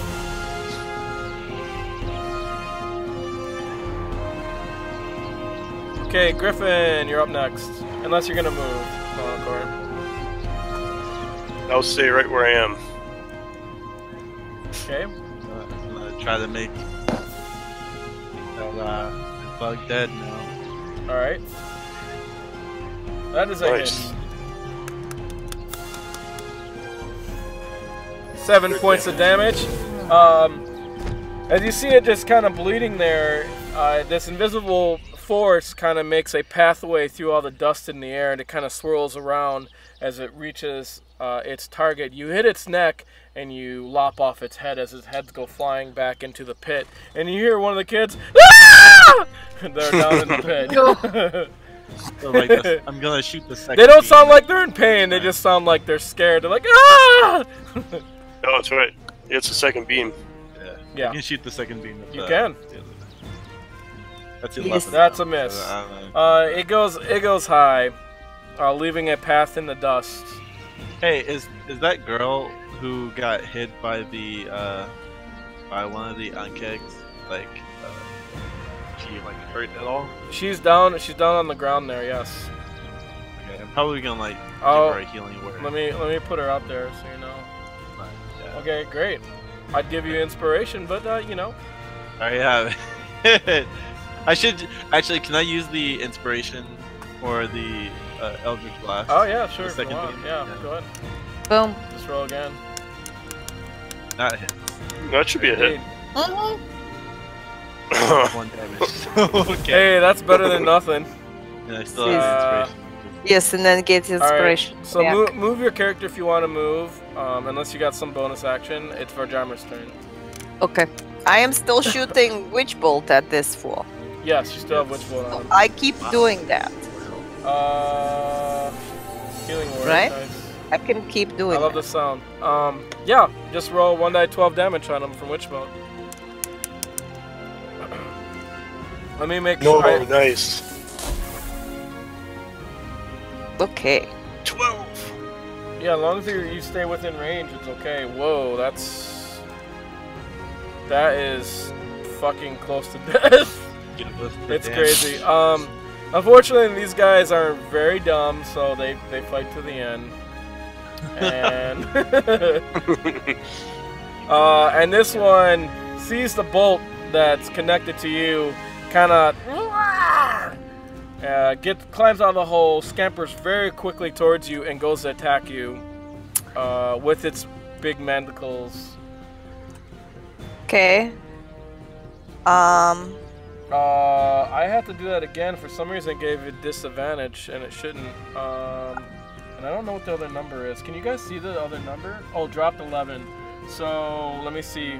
I can calculate it from here. Cheers. So What? the first number. I don't know what the first number. I have to roll it again. That's weird. You have shield and mage armor, right? I do have both. Hey, it keeps giving me disadvantage. I don't understand why. Maybe it knows Oh, wait. I know why. I'm rolling the wrong one. Oh.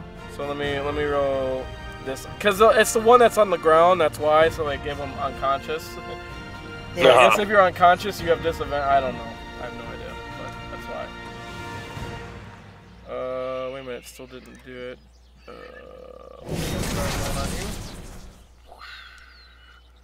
So that is a 14. That is a miss. Okay. Lucky for you. Yes. Next up is the commoners. You hear screams and gasps. Oops. Malichor, you're up. Right. I'll go to Vhajjharma's aid. See, that's what? 15 feet. I'll attack. If I kill it, I'm going to continue to the man and the quarry owner. Alright, they ran off pretty far. The man what? But Well, you can't really continue them because she didn't even tell you what they said. Only she knows. I even so. said yet. I have not had chance to say. They're Alright, definitely yeah. out of your view. Kill the thing. Alright, well, we'll get him. First attack missed. Second attack. Hit. Yes. There it is.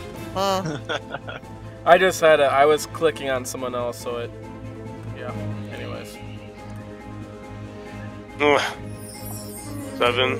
You want inspiration? Can you? Oh. All right. How do you want to take this one out? He's dead on 7. Oh, Yeah, I he run had up? one left, so. I'm gonna swing, and I missed, so I come around and Chop his head off. use my momentum to come up underneath his arm and get him right up under the armpit. All right. You slice off his armpit, and this blood just squirts out, and you get out of the way as the blood just kind of leaks out, and you can see it pulse on its way down as its heart gives its last beats of life. It falls to the ground, and blood goes pouring out. Right. Gross. And then, since I can't see where the other two, the lady and the guy, went, I'm just gonna jump into the pit and go after the kids. All right. You jump into the pit.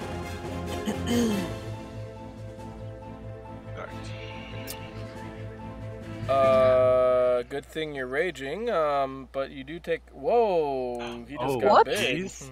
What the? Okay. No,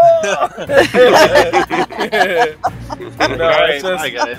if on the combat tracker, if you hit the middle mouse button on the combat tracker, they get bigger. It's sort of annoying. I wish they would get rid of it, but whatever. So let me figure out how deep this is. This is like 50 feet down, so you're gonna take damage. 50 feet? Indeed. Hey man, you're raging. You went down. I'd give you inspiration, but you have no use for it, so whatever. Yeah, I would just go down and absorb it. That's Yeah, okay. I mean you're a barbarian. You're raging, so it's 21 points of damage as you go down, and there is a chance that you might land on top of a kid. unless you make an athletics roll. So we'll just use that. I'll roll in athletics. Your difficulty is 15 because they were down there. Okay. Your damage is half of 21, so it would be 10. So just mark off 10 or add 10. Alright, 25. Alright, no problem. You see a kid there scream as you go down, and you go down to the bottom. Right away, you identify this place. You've been here before. Let me find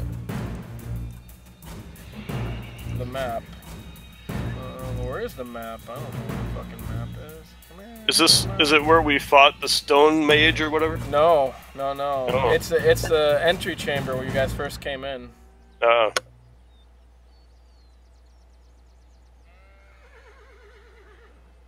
Right? It's the yes it is. It is the entry chamber. So I'm not gonna give you the map. You don't need it. There's not anything else down here. So when you come down to the bottom, the smoke all clears out. You can see there are 5 kids, and there's a bunch of sand and rocks that have gone down. They're on top of the sand and rocks in the bottom. It's rough terrain for you to traverse. Well, I guess I can give you the map, but this is the map where you guys were before, and it's the big open chamber right there where you guys found all the cloaks and everything. Oh, right. Oh, this place again. Mm-hmm. Well, we wanted to go back and look again, I guess. I guess we did. This is the quick way to do it. I guess so. Just So- go straight down. I'm just gonna gather the kids, and then we'll wait for ropes to come down, and then we'll tie them off and get them to the surface. All right. You'll probably need help doing this, so you can call the other people, tell them it's safe. Can I message now? You certainly can. Okay. We're out of combat, so we don't need combat. Okay, music. so I'm messaging him now what I overheard, finding out from him how many children and how far down he is. What's down there? Wait a minute. Daytime music. This will be all nice, happy music. Actually, we probably need daytime sneaky. Do I have daytime sneaky? And Dreyton, you've got to leave in like what, 30 minutes? About like 10, 15.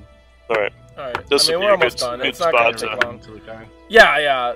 I figured it would be about. I was timing it, Excellent timing. to it. Yeah, I don't usually have excellent timing because we usually don't get very far. That's why. So, but you guys got good information and all that shit. It's harder to control because usually they're in some kind of dungeon and shit. And I can't really control the timing as much. It depends where they go. So, but anyways, you guys are able to help the kids up. Obviously, the small militia of the town comes. You learn that the sheriff of the town, his name is Halbrook. He's a tall man he's about in his 50s, early 50s. He has a long beard woven with gray. And he comes out in an apron with blood all over it. And 2 other men helping, and some other people of town help, including Kalissa. The druid gets there, and as you guys are lifting some of the kids out with rope, he ends up casting some spells and just kind of lifts them out of the air, lifts them up. And you guys are actually able to reach over the pit and grab the kids, and they kind of float in the air, and they giggle at this actually. But then as soon as they get in the ground, they start crying again and run to their parents. And Halbrook is like, well, I guess I have to thank you again. Well, don't think it's too much. We have to get the owner of the quarry and whoever she was speaking to. What is it you talk of? I don't think you guys told him about this, right? No. No, I don't think you guys did. We've not had this conversation. Yeah. Oh, well. You don't need to tell him, Melkor. We know what we have to do. Okay. But it looks like we have to go back down there and do something. Yes, we will all have to go back down and do something. I'm sure they are safe. They talked about the stones, right? They got moved. Did we push one? I don't know. Maybe. So, isn't that where we saw the? So I'm gonna give you guys experience. It won't be enough. So put yourself up exactly at 5th level, Griffin. Do you know where to do that? Yeah, I already did it. Okay, great. You are awesome. Kick ass. So there is what we call a party sheet. So if you go on the right-hand side, up in the right-hand corner, there's looks like a bunch of people. That's your party sheet. On here, it has like experience, inventory, and stuff like that. Also marching order. It shows that kind of information. We haven't had to use that in a little while. And you can see under XP, it has all the different things that got XP. I'm gonna add this to your XP real quick. Oh, where am I looking again? And where does it say XP? It's a tab on the right side of the party sheet. Or maybe it doesn't show you guys. And Yeah, it it shows doesn't me. show us. Oh, aren't you lucky? Alright, I have to get rid of the other 2 that aren't here, so... Because it'll calculate the experience automatically, which is nice. So we don't gotta do that math stuff. Right? Very nice. Trying to figure out 10%. You guys hack 30. these guys like they're Swiss cheese. Yes, we are awesome. And then if I hit award, it'll just add it automatically. Yep, there you go. It was 1350 for it, and just splits it up. Cool. So, Pretty cool. it was a challenge 5 rating, but this is the regular monsters manual monsters, and those ones are rather weak. I think they're weaker than what they should be. Challenge 5 should give four 5th level characters quite the challenge, and it did. I think it could have got a little nasty if we didn't. So, blow what the is dust next A level? little bit, but What is next level? 25,000 or some shit. I don't know. It's a lot. Mine's okay, cause mine still says 6,500, and I'm. Is Kind it of. 27,000? No, yours is well. That was this level you just hit. Yeah. If you Yeah. go to the player's handbook, I don't know if you marked it, but Oh, do I have to? 1400. I have to put that in there. 14,000. yeah, you have to write it every time. Okay. What What did you is say, it? Drayton? 14,000. 14,000. 14? Yeah. I couldn't remember. Okay. It's quite a Makes bit. sense. Yeah, I just wanna update it. Yeah. Halfway. It's We're nice to halfway have that in there. Yeah, I mean, honestly, because we're going to extend the campaign. I don't know if you know, Drayton, but we're going to extend this campaign into Spelljammer, which is like flying in space kind of shit. So it's going to be really, really cool. But I am going to take. hard. Because we're going to do that. We're going to play these characters to like 20th level. I am going to probably make things take a little bit longer. So It's I fine. can figure out the Don't rules. make me die. I don't care how long it takes. Don't make me die. Hey, so My ass don't have D- attention span to D- make We'll new be- shit. We'll be 50 when we get to 20th. yeah, you might be. That might I be like- the case. I like my character too much. I don't want to. Yeah, but this is D&D and story. yeah, no, don't give me that story, shit. story I don't goes. care. Blah blah blah. Story goes, and if it calls for death, it calls for death. It can happen. I suggest you make a backup character related to the story, which I hope you have, because you might need it. You might need it for many different reasons other than death. Nope. Oh, whatever. Do what you want then. My I don't care. my real life does not give me leeway for extra pretend life. Alright, well. You're Yep. good there. It's all good. You have no choice there. Okay. It's all good. Sweet. Drayton, Well- it was a pleasure meeting you a little bit. Yeah, man. It's Yeah, been a it's fun. pleasure, guys. Yeah, you'll probably have fun with this when we play. I mean, obviously we play random. It sucks, actually. Well, it's not always the luxury, but it's always appreciated. Yeah. Some of us have extenuating circumstances. That's cool.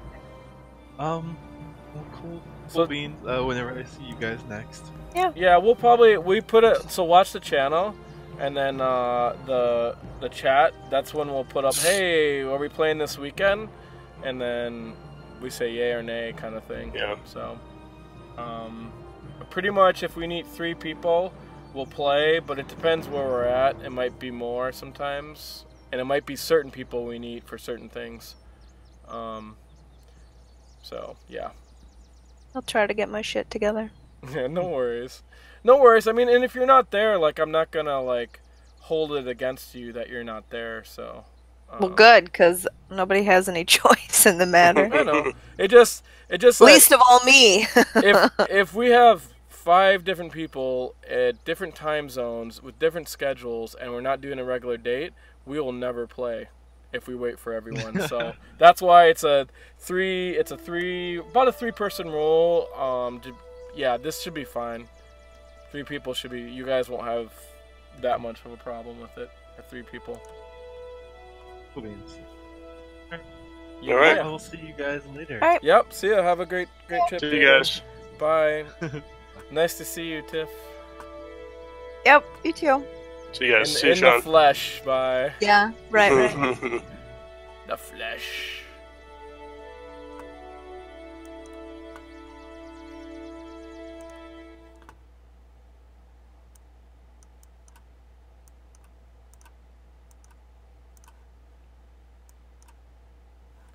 Oh, thanks for watching, guys. See you later.